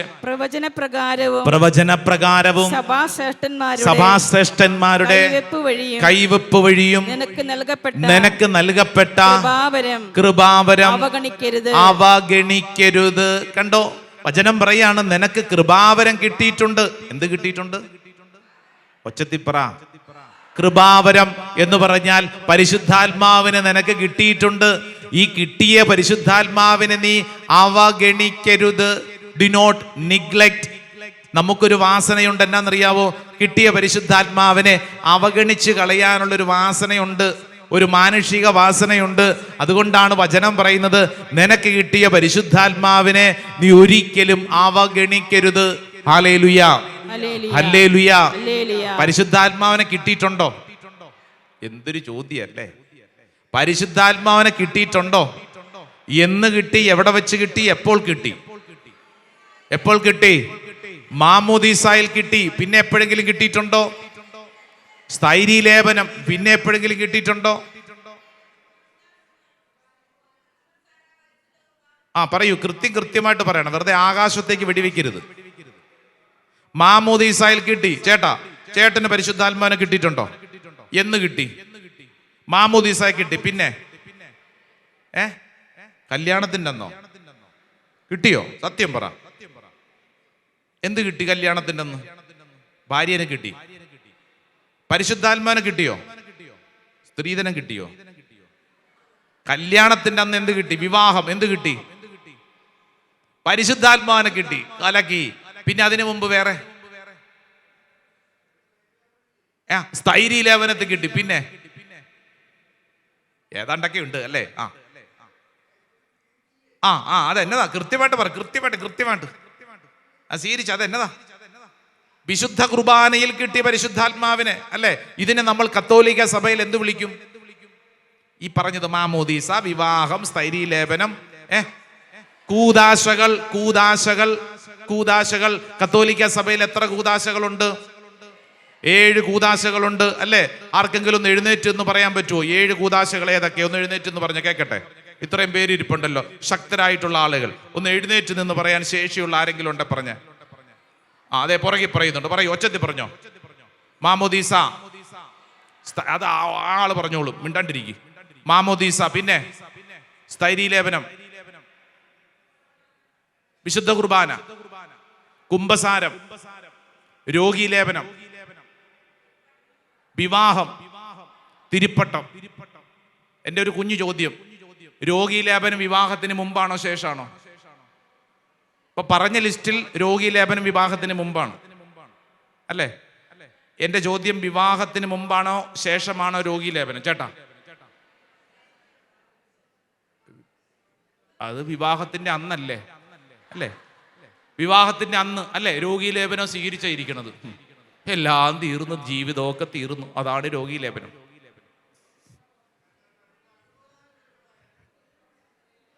രോഗീലേപനം എന്താണ് രോഗീലേപനം? പണ്ട് നമ്മൾ പറഞ്ഞുകൊണ്ടിരുന്നൊരു വാക്കാണ് ഒടുക്കത്തെ ഒപ്രശുമ അല്ലേ? അത് സ്വീകരിച്ചാൽ ആള് തീർന്നു. അങ്ങനെയൊക്കെ ചിന്തിച്ചിരുന്നൊരു കാലഘട്ടം ഉണ്ട്. ഇവിടെ ഇരിക്കുന്ന ആരെങ്കിലും രോഗീലേപനം സ്വീകരിച്ചവരുണ്ടോ? കൈപൊക്കാം. അതെ, 1, 2, 3 ഇഷ്ടം പോലെ ആളിരിപ്പുണ്ട്. കണ്ടോ, ഇവരൊന്നും മരിച്ചില്ലല്ലോ. അതെന്താ? അതാണ് വചനത്തിന്റെ അർത്ഥം. കൂദാശ എന്ന് പറഞ്ഞാൽ, രോഗീലേപനം എന്ന് പറഞ്ഞാൽ അർത്ഥം എന്താണ്? രോഗീലേപനം. ഒരു രോഗി ജീവിതത്തിന്റെ മരണാസന്നമായ ഒരു അവസ്ഥയിലെത്തുമ്പോൾ ആ വ്യക്തി ഈ ലേപനം, ഈ കൂദാശ സ്വീകരിക്കുന്നത് ആ വ്യക്തി ജീവിതത്തിലോട്ട് തിരിച്ചു വരാനാണ്, അല്ലാതെ മരിച്ചു പോകാനല്ല. രോഗീലേപനം കൊടുത്തെന്നോർത്ത് ഒരാൾ മരിക്കാനല്ല, മറിച്ച് ആ വ്യക്തി സൗഖ്യപ്പെടാനാണ്. ഹല്ലേലൂയാ, ഹല്ലേലൂയാ, ഹല്ലേലൂയാ. അപ്പോൾ കത്തോലിക്ക സഭയിൽ എത്ര കൂദാശകളുണ്ട്? 7 കൂദാശകളുണ്ട്. ഓരോ കൂദാശയിലും ഓരോ വ്യക്തി സ്വീകരിക്കുന്നത് എന്താണ്? ഈ ആത്മാവിനെ, പരിശുദ്ധാത്മാവിനെ. നന്നായിട്ടൊന്ന് കൈയടിച്ച് ഈശോയ്ക്ക് നന്ദി പറഞ്ഞേ. ഹല്ലേലൂയാ. കരങ്ങളൊന്ന് ഉയർത്തി കൈയടിച്ചേ. പ്രൈസ് ദി ലോർഡ്, ഹല്ലേലൂയാ. അപ്പൊ പൗലോസ്ലീഹ നമ്മളോട് പറയാണ്, നിനക്ക് കിട്ടിയ കൃപാവരത്തെ നീ അവഗണിക്കരുത്. നീ അവഗണിക്കരുത്. അടുത്തിരിക്കുന്ന ആൾക്കൊന്ന് കൈ കൊടുത്തോണ്ട് പറഞ്ഞേ, നിനക്ക് കിട്ടിയ പരിശുദ്ധാത്മാവിനെ നീ അവഗണിക്കരുത്. അവഗണിക്കരുത്. ഹല്ലേലൂയാ, ഹല്ലേലൂയാ. നിനക്ക് പരിശുദ്ധാത്മാവിനെ കിട്ടിയിട്ടുണ്ടെന്ന്, ആ കിട്ടിയ പരിശുദ്ധാത്മാവിനെ നീ അവഗണിക്കരുത്. ഇത് പറഞ്ഞ പൗലോസ്ലീഹ ഒരു കാര്യം കൂടെ നമ്മൾ ഓർമ്മപ്പെടുത്തും. പൗലോസ്ലീഹ തിമോത്തിയോസിന് എഴുതിയ 2-ാം പുസ്തകം 1-ാം അധ്യായം 6-ാം തിരുവചനം ഒന്ന് വായിച്ചാലോ? Second letter to Timothy chapter 1:6. പൗലോസ്ലീഹ തിമോത്തിയോസിനോട്, ഈ തിമോത്തിയോസ് എന്ന് പറയുന്ന ശിഷ്യൻ പൗലോസ്ലീഹായ്ക്ക് വേണ്ടപ്പെട്ട ശിഷ്യനാണ്. അപ്പൊ അതുകൊണ്ട് പൗലോസ്ലീഹ ഇടയ്ക്കിടയ്ക്ക് തിമോത്തിയോസിനോട് ചില കാര്യങ്ങൾ പറയും. എടാ തിമോത്തിയോസെ, നീ ഈ കാര്യം ശ്രദ്ധിക്കണം, നീ ആ കാര്യം ശ്രദ്ധിക്കണം, നിന്റെ ജീവിതത്തിൽ ഇത് ശ്രദ്ധിക്കണം എന്നിങ്ങനെ പറഞ്ഞ് ചില കാര്യങ്ങൾ കൃത്യമായി വ്യക്തമാക്കി കൊടുക്കും. എന്നുള്ളത് പോലെ ഇപ്പോൾ പൗലോസ്ലീഹ ഇവിടെ ഇരിക്കുന്ന ഓരോരുത്തരോടും ഒരു കാര്യം പറഞ്ഞ് പഠിപ്പിക്കുന്നു. ഒന്ന് വായിച്ചേ, തിമോത്തിയോസിന് എഴുതിയ പുസ്തകം 2-ാം പുസ്തകം 1-ാം അധ്യായം 6-ാം തിരുവചനം വായിക്കാം. എന്റെ കൈവെപ്പിലൂടെ നിനക്ക് ലഭിച്ച ദൈവിക വരം വീണ്ടും ഉജ്ജ്വലിപ്പിക്കണമെന്ന് ഞാൻ നിന്നെ അനുസ്മരിപ്പിക്കുന്നു. ഇങ്ങോട്ട് നോക്കിക്കേ, നിനക്ക് എന്ത് കിട്ടിയിട്ടുണ്ട്? എന്ത് കിട്ടിയിട്ടുണ്ട്? പരിശുദ്ധാത്മാവിനെ കിട്ടിയിട്ടുണ്ടെന്നും പറഞ്ഞ് നടന്നാ പോരാ, മറിച്ച് എന്ത് ചെയ്യണം? ഇതിനെ ഉജ്ജ്വലിപ്പിക്കണം. സർവ്വത്തിൽ പറഞ്ഞ ഹല്ലേലൂയ. കിട്ടിയ പരിശുദ്ധാത്മാവിനെ എന്ത് ചെയ്യണം? ഉജ്ജ്വലിപ്പിക്കണം. വലതുകര ഉയർത്തി പറഞ്ഞ ഹല്ലേലൂയ, ഹല്ലേലൂയ. അടുത്തിരിക്കുന്ന ആളോട് പറഞ്ഞേ, പരിശുദ്ധാത്മാവിനെ നിനക്ക് കിട്ടിയിട്ടുണ്ട്, കിട്ടിയ പരിശുദ്ധാത്മാവിനെ നീ ജ്വലിപ്പിക്കണം. Praise the Lord. ഹല്ലേലൂയ, ഹല്ലേലൂയ. കിട്ടിയ പരിശുദ്ധാത്മാവിനെ ജ്വലിപ്പിക്കണം. ഇതാണ് നമ്മുടെ ശുശ്രൂഷ.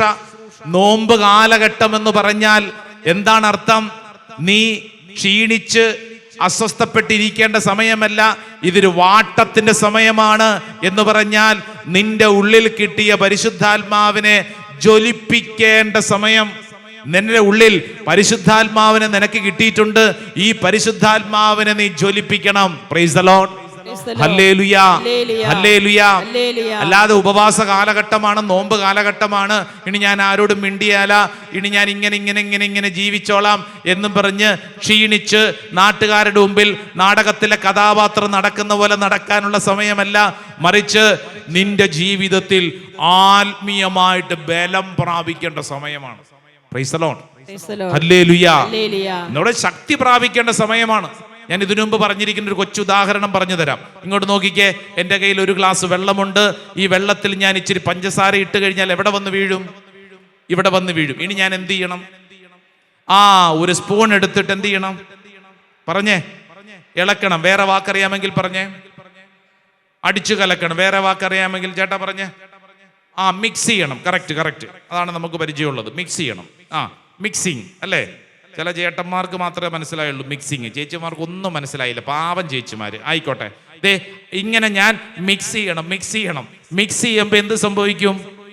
ഈ പഞ്ചസാര വെള്ളത്തിന്റെ ഭാഗമായിട്ട് മാറും. അപ്പോൾ ഞാനിത് കുടിക്കുമ്പോൾ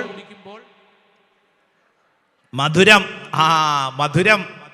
അപ്പൊ ഈ വെള്ളത്തിൽ പഞ്ചസാര കിടക്കുന്നു. ഇനി ഞാൻ എന്താ ചെയ്യേണ്ടത്? പറയൂ. ഇനി ഞാൻ ഒരു സ്പൂൺ എടുത്ത് അടിച്ചു കലക്കണം. മിക്സിങ് എന്ന് പറഞ്ഞാൽ ഈ നോമ്പ് കാലഘട്ടം എന്തിന്റെ സമയമാണ്? മിക്സിങ്ങിന്റെ സമയമാണ്. സമാധാനം. ഈ നോമ്പ് കാലഘട്ടം എന്ന് പറഞ്ഞു കഴിഞ്ഞാൽ അടിച്ചു കലക്കേണ്ട സമയമാണ്. എന്തടിച്ചു കലക്കേണ്ടത്? നിന്റെ ആത്മീയ മേഖലകളെ ഒന്ന് അടിച്ചു കലക്കേണ്ട, സ്വയം ശുദ്ധീകരിക്കേണ്ട, ജ്വലിപ്പിക്കേണ്ട സമയമാണ്. ഇവിടെ ഇരിക്കുന്ന ക്രിസ്ത്യാനികൾ ഓരോരുത്തരും അറിയണം, ദൈവമക്കളെ, നിങ്ങൾ മാമോദീസായിലൂടെ, കൂദാശകളിലൂടെ പരിശുദ്ധാത്മാവിനെ സ്വീകരിച്ചു. ഇപ്പൊ എവിടെയുണ്ട് പരിശുദ്ധാത്മാവ്? ഉണ്ടെന്ന് പറഞ്ഞ് നടന്നാ പോരാ. ഇനി എന്ത് ചെയ്യണം? ഉള്ളതിനെ എക്സ്പീരിയൻസ് ചെയ്യണം, അനുഭവിക്കണം. അത് പ്രധാനപ്പെട്ട കാര്യമാണ്. ചിലരെ കണ്ടിട്ടില്ലേ, ഞാൻ ക്രിസ്ത്യാനിയാണ്, പേരുണ്ട്, സ്വഭാവത്തിൽ വലിയ വ്യത്യാസമുണ്ടോ? ഇപ്പൊ ഞാൻ നേരത്തെ ചോദിച്ചില്ലേ, മാമോദീസായിൽ പരിശുദ്ധാത്മാവിനെ സ്വീകരിച്ചല്ലോ അല്ലേ? സ്വഭാവത്തിൽ വലിയ വ്യത്യാസമുണ്ടോ? സ്വീകരിച്ചു, പരിശുദ്ധാത്മാവിനെ കിട്ടി, പക്ഷേ സ്വഭാവത്തിൽ കാര്യമായ വ്യത്യാസമില്ലെങ്കിൽ അതിന്റെ അർത്ഥം എന്താണ്? നമ്മൾ ഈ പരിശുദ്ധാത്മാവിന് വേണ്ടി തീഷ്ണമായിട്ട് ജ്വലിപ്പിക്കുന്ന ശുശ്രൂഷയിൽ പങ്കെടുക്കുന്നില്ലെന്ന്. ശിഷ്യന്മാർ പരിശുദ്ധാത്മാവിനെ സ്വീകരിച്ചു. എന്നാൽ ഈ പരിശുദ്ധാത്മാവിനെ അനുഭവിച്ചത് എപ്പോഴാണ്? പന്തക്കുസ്തായ്ക്ക് ശേഷം. കാരണം 10 ദിവസം കണ്ടിന്യൂസ് ആയിട്ട് തുടർച്ചയായിട്ട് ഇരുന്ന് അവരൊറ്റ പ്രാർത്ഥനയെ പ്രാർത്ഥിച്ചുള്ളൂ. എന്ത് പ്രാർത്ഥന? പരിശുദ്ധാത്മാവേ പരിശുദ്ധാത്മാവേ പരിശുദ്ധാത്മാവേ എന്ന് പറഞ്ഞ് അവര് ആത്മാവിൽ ജ്വലനം പ്രാപിച്ചപ്പോൾ അവരുടെ സ്വഭാവ രീതികൾ മാറി. പന്തക്കുസ്ത അനുഭവം ഉണ്ടായി. എൻ്റെ പ്രിയപ്പെട്ടവരെ, ഒത്തിരി നോമ്പ് കൂടിയിട്ടുള്ളവരാണ്. ഈ നോമ്പിൽ നീ ശ്രദ്ധിക്കണം. സാധാരണ നീ ഒരു നോമ്പ് കാലത്ത് പങ്കെടുക്കുന്നത് പോലെ വെറും ഒരു വിശ്വാസിയായിട്ട് കടത്ത് കഴിക്കാൻ വേണ്ടിയിട്ട് നീ നോമ്പെടുക്കണ്ട. മറിച്ച് ഇത്തവണത്തെ നോമ്പ് നിന്റെ ജീവിതത്തെ ജീവിതത്തെ മുഴുവൻ മാറ്റി മറിക്കേണ്ട ഒരു ശുശ്രൂഷയായിട്ട് മാറണം. വിശ്വസിക്കുന്ന ഒരു വലതുകര ഉയർത്തി ഒച്ചത്തിൽ പറഞ്ഞ ഹല്ലേലൂയാ ഹല്ലേലൂയാ ഹല്ലേലൂയാ എന്ന് പറഞ്ഞു കഴിഞ്ഞാൽ ഈ ശക്തി അനുഭവിക്കേണ്ട സമയമാണ്. ലൂക്കാസ് വിശേഷം 4-ാം അധ്യായത്തിൽ നമ്മൾ കണ്ടില്ലേ, ഇതാ ഈശോ പരിശുദ്ധാത്മാവ് നിറഞ്ഞവനായി ജോർദാനിൽ നിന്ന് മടങ്ങി. അല്ലേ? ജോർദാനിൽ നിന്ന് മടങ്ങി. കർത്താവേ, ഞങ്ങൾ വിശ്വസിക്കുന്നു, ഇതേ അഭിഷേകം ഞങ്ങൾക്ക് കിട്ടിയിട്ടുണ്ട്. ഇനി എന്താ വേണ്ടെന്നറിയോ? അടുത്ത സ്റ്റേജ് വളരെ പ്രധാനപ്പെട്ടതാണ്. ഏതാണ്? അതായത് കിട്ടിയ പരിശുദ്ധാത്മാവിനെ ജ്വലിപ്പിക്കണം. ഈശോ 40 ദിനരാത്രങ്ങൾ മരുഭൂമിയിൽ ഇരുന്ന് പ്രാർത്ഥിച്ച് പ്രാർത്ഥിച്ച് പ്രാർത്ഥിച്ച് ആത്മാവിൽ ബലപ്പെട്ടു. അതുകൊണ്ടാണ് വചനം 4-ാം അധ്യായം 14-ാം തിരുവചനത്തിൽ പറഞ്ഞത്, യേശു ആത്മാവിന്റെ ശക്തിയോടുകൂടെ അതിനെ വചനം പഠിപ്പിക്കുന്നത് ഡുനാമിസ് പവർ എന്നാണ്. സ്വർഗത്തിന്റെ ശക്തി. ആ ശക്തിയോടുകൂടെ ഇതാ തന്റെ ജീവിത പ്രവർത്തനങ്ങളിലേക്ക് ഇറങ്ങി. ഹല്ലേലൂയാ ഹല്ലേലൂയാ ഹല്ലേലൂയാ. എന്നോട് കഴിഞ്ഞ ദിവസം ഒരു കുടുംബനാഥൻ ഇങ്ങനെ പറഞ്ഞു. ശ്രദ്ധിച്ചേ, ഒരു കുടുംബനാഥൻ ഇങ്ങനെ പറഞ്ഞു. ഇത് കുടുംബനാഥന്മാർക്കും ആപ്ലിക്കബിൾ ആണ്. അച്ഛാ, ഞാൻ കുടുംബനാഥനാണ്, അപ്പനാണെന്ന് മാത്രമേ ഉള്ളൂ. ഞാൻ പറയുന്ന ഒരു കാര്യവും എൻ്റെ വീട്ടിൽ നടപ്പാവുന്നില്ല. ഞാൻ പറയുന്ന ഒരു കാര്യവും എൻ്റെ മക്കൾ കേൾക്കത്തില്ല. ഞാൻ അപ്പനാണ്, പക്ഷേ ഞാൻ പറയുന്ന ഒരു കാര്യത്തിനും ഒരു വിലയുമില്ല. അപ്പനല്ലേ? അപ്പൊ അപ്പൻ എന്തുണ്ട്? അപ്പൻ എന്തുണ്ട്? അപ്പന് എന്തുണ്ട്?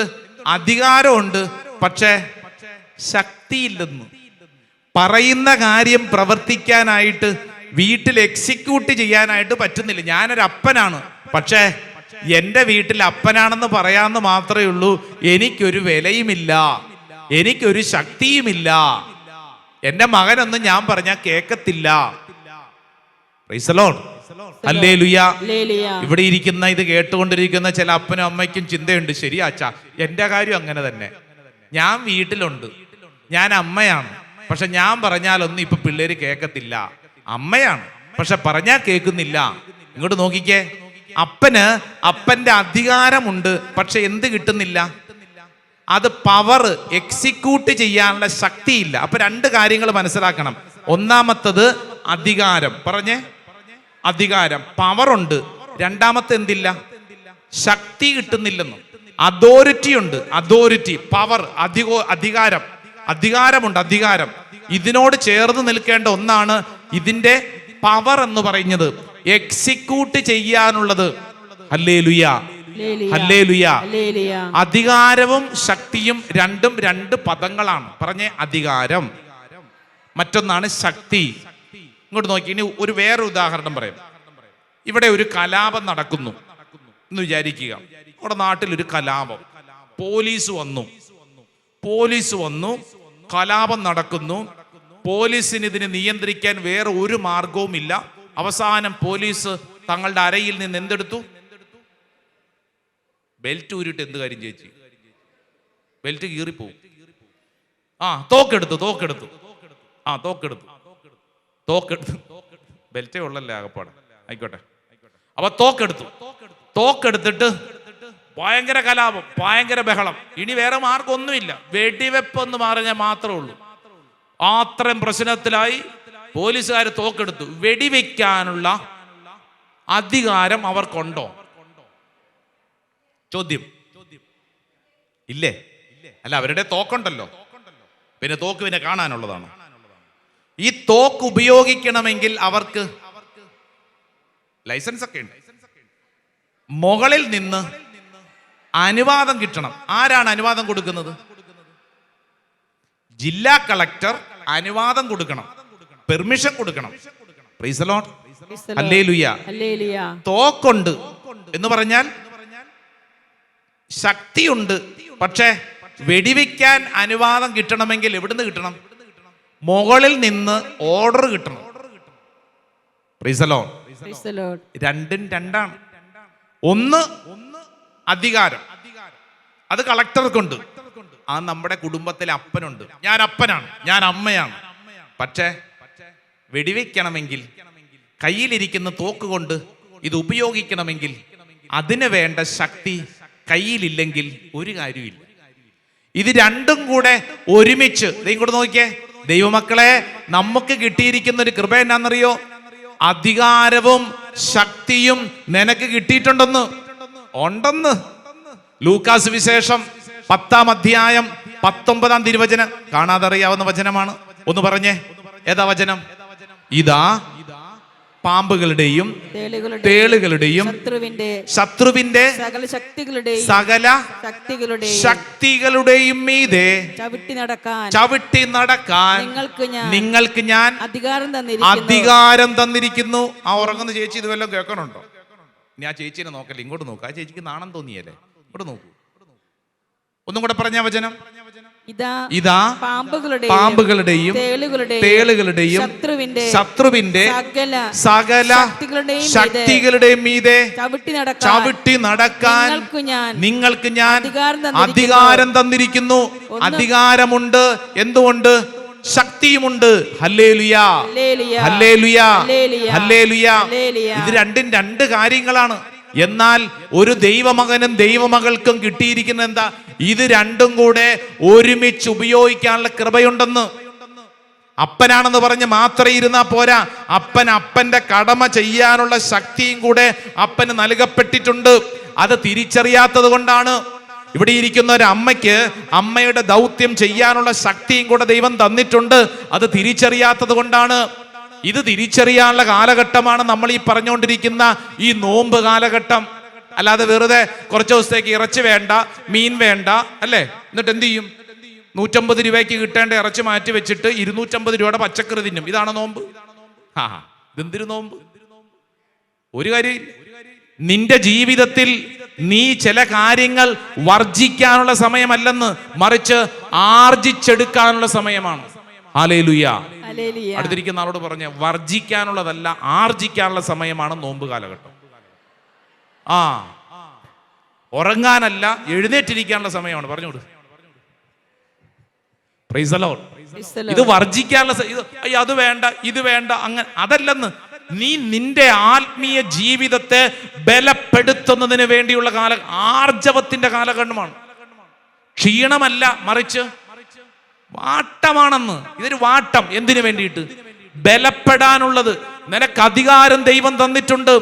നൽകപ്പെട്ട അധികാരം ഉപയോഗിക്കാൻ കളക്ടർക്കുള്ള പവറും പോലീസുകാരന്റെ കയ്യിലിരിക്കുന്ന തോക്കും, ഇത് രണ്ടും കൂടെ നിന്റെ കയ്യിലേക്ക് നൽകപ്പെട്ടിരിക്കുകയാണ്. എന്ന് പറഞ്ഞാൽ നിനക്കതിനുള്ള അധികാരം തന്നിട്ടുണ്ട്, നിനക്കതിനുള്ള ശക്തിയും തന്നിട്ടുള്ളൂ. പക്ഷേ ദൈവമക്കളായ നമുക്ക് ഈ അധികാരമുണ്ട്, പക്ഷേ ശക്തിയില്ല.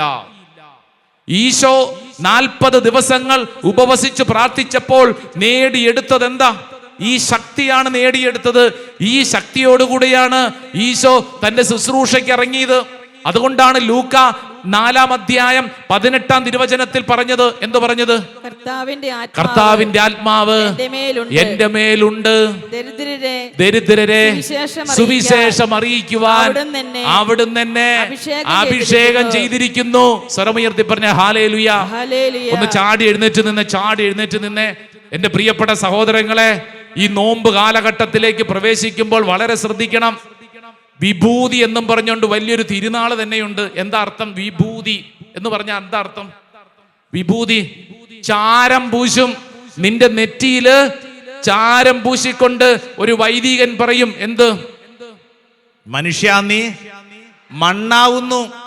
ഈ ശരീരം ഇന്നല്ലെങ്കിൽ നാളെ മണ്ണോട് മണ്ണായിട്ട് തീരും. നിന്റെ ശരീരത്തിനുള്ളിലുള്ള ആത്മാവിനെ കുറിച്ചൊരു ശ്രദ്ധ വേണം. രണ്ടു കരങ്ങളും നെഞ്ചോട് ചേർത്ത് വെച്ച് നിവർന്നു നിന്നേ, കണ്ണടച്ചോണം. കർത്താവേ, ഈ നാളുകളിൽ ഞാൻ വിശ്വസിച്ച് പ്രാർത്ഥിക്കുന്നു, ഈ ശരീരം മണ്ണോട് മണ്ണായിട്ട് തീരും. ഇന്നല്ലെങ്കിൽ നാളെ 6 അടി മണ്ണിൽ എവിടെയെങ്കിലുമൊക്കെ ഒടുങ്ങും. കർത്താവേ, ഈ മണ്ണിൽ ഞാൻ ഈ ശരീരം അവശേഷിക്കുമ്പോഴും എൻ്റെ ആത്മാവിൽ ബലം പ്രാപിക്കാൻ വിളിക്കപ്പെട്ട വ്യക്തിയാണെന്ന് ഞാൻ തിരിച്ചറിയുന്നു. കർത്താവേ, എൻ്റെ ആത്മാവിന് ബലം വേണം. മനുഷ്യ, നീ മണ്ണാവുന്നു, മണ്ണിലേക്ക് നീ മടങ്ങിപ്പോകുന്നു എന്നുള്ള ആ വലിയ ദൈവിക ആത്മീയ ചൈതന്യം ഈ ശുശ്രൂഷ സമയത്ത് എൻ്റെ മേൽ നിറയട്ടെ. ഓ കർത്താവേ, എന്നെ പഠിപ്പിക്കണമേ. 2 കരങ്ങളും നെഞ്ചോട് ചേർത്ത് കണ്ണടച്ച് ആ വരികൾ മനസ്സിലൊന്ന് ധ്യാനിച്ച് നിന്നോട് കർത്താവ് പറയുന്നൊരു പ്രധാനപ്പെട്ട കാര്യം ഹൃദയത്തിലൊന്ന് സ്വീകരിച്ചേ. മനുഷ്യമീ മണ്ണാകുന്നു, മണ്ണിലേക്കു മടങ്ങുന്നു.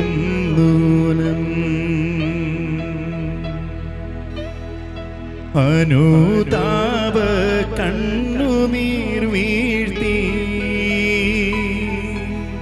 പാപ പരിഹാരം ചെയ്തു കൊള്ളുകമേ. 2 കരങ്ങളും നെഞ്ചോട് ചേർത്ത് കണ്ണടച്ച് പ്രാർത്ഥിക്കുക.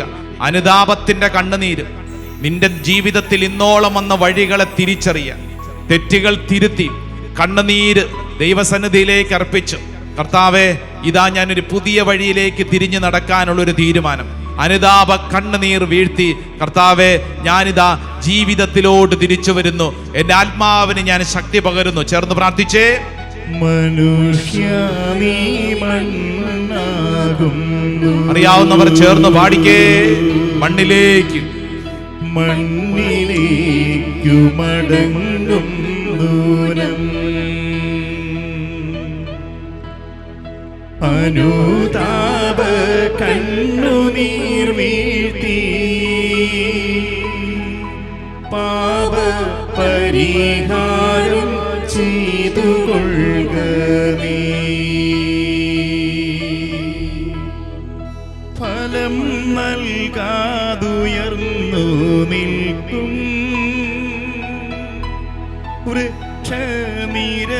വൃക്ഷനിരയെല്ലാം അരിഞ്ഞു വീഴ്ത്തും.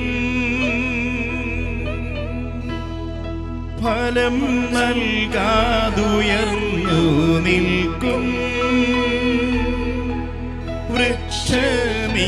വൃക്ഷനിരയെല്ലാം അരിഞ്ഞു വീഴ്ത്തും. എരിതീയിൽ എരിഞ്ഞു വീഴും, നീറി നിറം മാറി ചാമ്പലായി തീരും. 2 കരങ്ങൾ സ്വർഗത്തിലേക്ക് ഉയർത്തിപ്പിടിച്ച് കണ്ണുകളടച്ച് മനുഷ്യമീ മണ്ണാകുന്നു. ഓരോ വ്യക്തിയും വിശ്വസിക്കുക, എന്റെ ജീവിതത്തിന്റെ ഒരു തിരഞ്ഞെടുപ്പിന്റെ സമയമാണ്. മണ്ണിലേക്കു മടങ്ങും ദൂരം.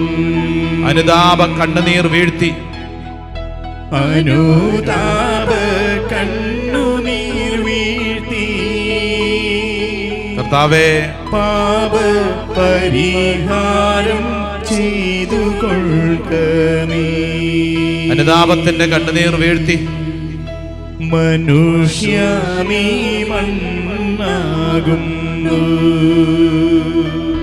മണ്ണിലേക്ക് മണ്ണിലേക്കു മടങ്ങും ദൂരം. 2 കരങ്ങൾ സ്വർഗത്തിലേക്ക് ഉയർത്തിപ്പിടിച്ച് നാവ് തുറന്ന് ഹൃദയം തുറന്ന് ഈശോയെ എന്ന് വിളിച്ചൊന്ന് പ്രാർത്ഥിച്ച് കർത്താവെ, ആത്മീയമായിട്ട് ബലം പ്രാപിക്കാൻ കർത്താവെ ഒരുക്കിയ ഈ കാലഘട്ടത്തിൽ ഞങ്ങളുടെ ജീവിതത്തെ സമർപ്പിച്ച് പ്രാർത്ഥിക്കുന്നു. കർത്താവെ, ആത്മീയ ബലം നൽകണമേ. ഓ കർത്താവെ, ഒരു അത്ഭുത ശക്തി ഞങ്ങളുടെ മേൽ വെളിപ്പെടണമേ.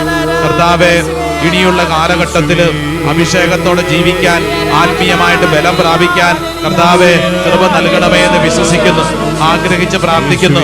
ഓ കർത്താവെ, ഞങ്ങളില് അത്ഭുതകരമായ ദൈവശക്തി വെളിപ്പെടട്ടെ. ഹൃദയം തുറന്ന് പ്രാർത്ഥിക്കുന്നു, കണ്ണുനീരോടെ പ്രാർത്ഥിക്കുന്നു. Hallelujah, hallelujah, hallelujah, hallelujah. യേശുവേ ആരാധന ആരാധന ആരാധന ആരാധന ആരാധന ആരാധന ആരാധന ആരാധന ആരാധന ആരാധന. Price the Lord. Hallelujah hallelujah. അടുത്ത് നിൽക്കുന്ന ഒരു 4-5 പേർക്കെങ്കിലും കൈ കൊടുത്തോണ്ട് പറഞ്ഞ്, ഈ കാലഘട്ടം ആർജവത്തിന്റെ കാലഘട്ടമാണ്, നഷ്ടപ്പെടാനുള്ള കാലഘട്ടമല്ല. പറഞ്ഞു കൊടുത്ത് നേടാനുള്ള കാലഘട്ടമാണ്, ആത്മബലം പ്രാപിക്കാനുള്ള കാലഘട്ടമാണ്, നഷ്ടപ്പെടാനുള്ളതല്ല, ക്ഷീണത്തിൻ്റെതല്ല, മറിച്ച് നേടാനുള്ള കാലഘട്ടമാണ്. ഹല്ലേലൂയ. ഇരുന്നേ 1-2 കാര്യങ്ങൾ വളരെ പ്രധാനപ്പെട്ടതുണ്ട്, ഒന്ന് ശ്രദ്ധിച്ചേ. പ്രിയപ്പെട്ട സഹോദരങ്ങളെ, ഈശോ നമ്മുടെ മുമ്പിൽ കാണിച്ചു തന്നത് ഈ വലിയൊരു മാതൃകയാണ്. പരിശുദ്ധാത്മാവിനാൽ നിറഞ്ഞവനായി ജോർദാനിൽ നിന്ന് മടങ്ങിയ ഈശോ 40 ദിനരാത്രങ്ങൾ ഉപവസിച്ച് പ്രാർത്ഥിച്ചു നേടിയത് പരിശുദ്ധാത്മാവിന്റെ ശക്തിയാണ്. ഈ ആത്മീയ ബന്ധം എന്നും ഈശോയുടെ ഓരോ തീരുമാനങ്ങളിലും ഓരോ പ്രവൃത്തികളിലും നിഴലിച്ചു നിന്നു. ഹല്ലേലൂയ. പെട്ടെന്നൊന്ന് വചനം തുറന്ന് 1-2 വചനങ്ങളൊന്ന് വായിച്ചാലോ? യോഹന്നാന്റെ സുവിശേഷം 11-ാം അധ്യായം 33-ാം തിരുവചനം ഒന്ന് വായിച്ചേ. Saint John's gospel chapter 11 verse 33. 11-ാം അധ്യായം 33-ാം തിരുവചനം 11:33. അവളും അവളോടുകൂടെ വന്ന യഹൂദരും കരയുന്നത് കണ്ടപ്പോൾ യേശു ആത്മാവിൽ നെടുവീർപ്പിട്ടുകൊണ്ട് അസ്വസ്ഥനായി ചോദിച്ചു. ഇങ്ങോട്ട് നോക്കിക്കേ, വചനം ഇങ്ങനെയാണ്: അവളും അവളോടുകൂടെ വന്ന് യഹൂദരും കരയുന്നത് കണ്ടപ്പോൾ യേശു ആത്മാവിൽ നെടുവീർപ്പിട്ടുകൊണ്ട് അസ്വസ്ഥനായി ചോദിച്ചു. എങ്ങനെ നെടുവീർപ്പിട്ടു? പറയൂ. ആത്മാവിൽ നെടുവീർപ്പിട്ടു. നിങ്ങൾ നെടുവീർപ്പിടാറുണ്ടോ? അതേ പരിപാടിയുള്ളൂ. രാവിലെ തൊട്ട് നെടുവീർപ്പാണ്. ഈശോ നെടുവീർപ്പിട്ടത് in spirit. He was disturbed in spirit എന്ന് പറഞ്ഞാൽ പരിശുദ്ധാത്മാവിലാണ്, ആത്മാവിലാണ് ഈശോ നെടുവീർപ്പിട്ടത്. ഹല്ലേലൂയ ഹല്ലേലൂയ. മറ്റൊരു വചനം വായിച്ചേ, യോഹന്നാന്റെ സുവിശേഷം 12:27 വായിച്ചേ. 12:27 തൊട്ടടുത്ത പേജ്. ഇപ്പോൾ എൻ്റെ ആത്മാവ് അസ്വസ്ഥമായിരിക്കുന്നു. ഈശോ പറയാണ്, ഞാൻ അസ്വസ്ഥനായിരിക്കുന്നു. നിങ്ങൾ അസ്വസ്ഥരാകാറുണ്ടോ? പറ. ഉള്ളെന്ന് അല്ലേ? അസ്വസ്ഥരായിരുന്ന ആണെന്ന് എന്നതിന്റെ തെളിവാണല്ലേ മുഖത്തെ ഈ അവസ്ഥ. അടുത്തിരിക്കുന്ന ആളുടെ മുഖത്തോട്ട് നോക്കിയേ. ഇതിനേക്കാൾ വലിയ അസ്വസ്ഥത ഇല്ലല്ലോ അല്ലേ? ഇങ്ങോട്ട് നോക്കിക്കേ. ഈശോ ആത്മാവിൽ അസ്വസ്ഥനായി. നമ്മൾ ശരീരത്തിലാണ് അസ്വസ്ഥത. ഈശോ ആത്മാവിൽ അസ്വസ്ഥനായി. വീണ്ടും ഒന്ന് വായിച്ചേ, യോഹന്നാന്റെ സുവിശേഷം 13:21. 13-ാം അധ്യായം 21-ാം വചനം. ഇത് പറഞ്ഞപ്പോൾ ഈശോ ആത്മാവിൽ അസ്വസ്ഥനായി. He was disturbed in spirit. മറ്റൊരു വചനം വായിക്കാം, ലൂക്കാ സുവിശേഷം 10-ാം അധ്യായം 21-ാം തിരുവചനം വായിച്ചേ. ലൂക്കാ 10:21. ലൂക്കായുടെ സുവിശേഷം 10-ാം അധ്യായം 21-ാം വചനം വായിച്ചു. ആ സമയം തന്നെ പരിശുദ്ധാത്മാവിനാൽ ആനന്ദിച്ച് കണ്ടോ, ആത്മാവിൽ ആനന്ദിച്ച്. മർക്കോസ് സുവിശേഷം 8-ാം അധ്യായം, മാർക്ക് ചാപ്റ്റർ 8 വേഴ്സ് 12. 8-ാം അധ്യായം 12-ാം തിരുവചനം വായിച്ചേ. 8:12. അവൻ ആത്മാവിൽ അഗാധമായി നെടുവീർപ്പിട്ടുകൊണ്ട് ഇങ്ങോട്ട് നോക്കിക്കേ. എന്ന് പറഞ്ഞാൽ ഒരു കാര്യം മനസ്സിലായി. ഈശോ നെടുവീർപ്പിട്ടത്, ഈശോ ആനന്ദിച്ചത്, ഈശോ അസ്വസ്ഥനായത് ആത്മാവിൽ. പറഞ്ഞേ, ഇൻ സ്പിരിറ്റ് എന്ന് പറഞ്ഞാൽ നമ്മൾ ആദ്യം തന്നെ പഠിച്ചൊരു കാര്യം ഓർത്തോണം. മരുഭൂമിയിൽ നിന്ന് ആത്മാവിൽ ശക്തി പ്രാപിച്ച് ഈശോ തൻ്റെ ജീവിതത്തിന്റെ ഓരോ നിലപാടുകളിലും ആത്മാവിലാണ് ആ നിലപാടുകൾ എടുത്തിരുന്നത്. അതുകൊണ്ടാണ് ലൂക്കാസ് വിശേഷം 12:12 ഈ നോമ്പ് കാലഘട്ടത്തിൽ എങ്ങനെ ജീവിക്കണമെന്നൊരു കൊച്ചു വചനം പഠിച്ചാൽ മതി. ലൂക്ക 12:12 വചനം വായിച്ചേ. ലൂക്കാസ് വിശേഷം 12:12 വായിച്ചേ. എന്താണ് പറയേണ്ടതെന്ന് ആ സമയത്ത് പരിശുദ്ധാത്മാവ് നിങ്ങളെ പഠിപ്പിക്കും. Price the Lord. ഹല്ലേലൂയ. എന്താണ് പറയേണ്ടതെന്ന്, എന്താണ് ചെയ്യേണ്ടതെന്ന് ആ സമയത്ത് പരിശുദ്ധാത്മാവ് നിങ്ങളെ പഠിപ്പിക്കും. സ്വരമുയർത്തി പറ ഹല്ലേലൂയ, ഹല്ലേലൂയ, ഹല്ലേലൂയ. എന്താണ് ചെയ്യേണ്ടതെന്ന് പറഞ്ഞേ. എന്താണ് പറയേണ്ടതെന്ന് ആ സമയത്ത് പരിശുദ്ധാത്മാവ് നിന്നെ പഠിപ്പിക്കും. എന്ന് പറഞ്ഞാൽ ഈ നോമ്പ് കാലഘട്ടം മുഴുവൻ നമ്മൾ ആത്മാവിൽ ബലം പ്രാപിക്കുന്നതിന് വേണ്ടി ഈ പരിശുദ്ധാത്മാവിന്റെ പ്രചോദനങ്ങളോട് സഹകരിക്കണം. പരിശുദ്ധാത്മാവ് പറയുന്നതനുസരിച്ച് ഓരോരോ കാര്യങ്ങൾ ചെയ്യണം. ഹല്ലേലൂയ. അടുത്തിരിക്കുന്ന ആൾ കൈ കൊടുത്തോണ്ട് പറഞ്ഞ് പരിശുദ്ധാത്മാവിനനുസരിക്കണം. പരിശുദ്ധാത്മാവിന്റെ ശക്തി വെളിപ്പെടാൻ വേണ്ടി നമ്മൾ ചെയ്യേണ്ട കാര്യമാണ് പരിശുദ്ധാത്മാവിനെ അനുസരിക്കണം. ഹല്ലേലൂയ. ഇവിടെ നിന്ന് നമ്മൾ കരങ്ങൾ ഉയർത്തിയൊക്കെ പ്രാർത്ഥിക്കുന്നു, പരിശുദ്ധാത്മാവെന്ന് പ്രാർത്ഥിക്കുന്നു, കൈയടിക്കുന്നു, പാട്ട് പാടുന്നു. ഇതൊക്കെ കഴിഞ്ഞ് നമ്മൾ എങ്ങോട്ട് തിരിച്ചു പോകുന്നു? പറയൂ. വീട്ടിലേക്ക് പോകുന്നു. അവിടെ ചെല്ലുമ്പോൾ നമ്മുടെ ഉള്ളിൽ ആരാണ് പ്രവർത്തിക്കുന്നത്? പിശാചോ? വീട്ടിൽ ചെല്ലുമ്പോൾ ആരാണ് പ്രവർത്തിക്കുന്നത്? ഇവിടെ നിന്ന് പ്രാർത്ഥിച്ച് കിട്ടിയ ബലം എന്താണ്? പരിശുദ്ധാത്മാവ്. അപ്പോൾ വീട്ടിൽ ചെല്ലുമ്പോൾ നമ്മൾ പ്രവർത്തിക്കേണ്ടത്, പറയേണ്ടത് ഏതിന്റെ ബലത്തിലാണ്? പറ. പരിശുദ്ധാത്മാവിന്റെ ബലത്തിൽ. ഹല്ലേലൂയാ. അപ്പൊ വീട്ടിൽ ചെല്ലുമ്പോഴത്തേക്ക് കാണാൻ പോകുന്ന കാഴ്ച അത്ര സുന്ദരമായ കാഴ്ചയായിരിക്കണമെന്നില്ല. വീട്ടിലോട്ട് ചെല്ലുമ്പോഴത്തേക്ക് നമ്മൾ ഇന്ന് മുഴുവൻ ശുശ്രൂഷയിൽ പങ്കെടുത്ത് വീട്ടിലോട്ട് ചെല്ലുമ്പോൾ വീട്ടിലുള്ള ആരെങ്കിലും നമ്മളോട് പറയും, രാവിലെ തൊട്ട് നീ ധ്യാന കേന്ദ്രത്തിൽ പോയി നടന്നിട്ട് എന്ത് കിട്ടി, ഇത്ര നാളും പ്രാർത്ഥിച്ചിട്ട് എന്ത് ഗുണം എന്നിങ്ങനെ നിന്നെ പ്രകോപനമായ രീതിയിൽ സംസാരിക്കുമ്പോൾ നീ എന്ത് മറുപടി പറയും? തിരിച്ചെന്ത് പറയും? തിരിച്ചെന്ത് പറയും? അവരിങ്ങോട്ട് ചാടുമ്പോൾ നമ്മൾ 4 ചാട്ടം അങ്ങോട്ട് ചാടും. ചാടരുത്. അടുത്തിരിക്കുന്ന ആളോട് പറഞ്ഞ ചാടരുത്. പറഞ്ഞുകൂടി, ചാടരുത്. ഹല്ലേലൂയാ, ഹല്ലേലൂയാ, ഹല്ലേലൂയാ. നിന്റെ ഉള്ളിൽ എന്തുണ്ട്? പറഞ്ഞേ. പരിശുദ്ധാത്മാവുണ്ടെന്ന്. പരിശുദ്ധാത്മാവ് ഉള്ള വ്യക്തി ചാടരുത്. ഹല്ലേലൂയാ. വീട്ടിൽ ചെല്ലുമ്പോ പല കാര്യങ്ങളും കാണുമ്പോ ദേഷ്യം വരും. പക്ഷേ ദേഷ്യപ്പെടരുത്. പറഞ്ഞു കൊടുത്തേ, ദേഷ്യപ്പെടരുത്. Praise the Lord. ഹല്ലേലൂയ. ഇവിടെ തന്നെ ഇരുന്നിട്ട് ദേഷ്യപ്പെടുന്ന ചേച്ചി പിന്നെയാണ് വീട്ടിൽ ചെന്ന്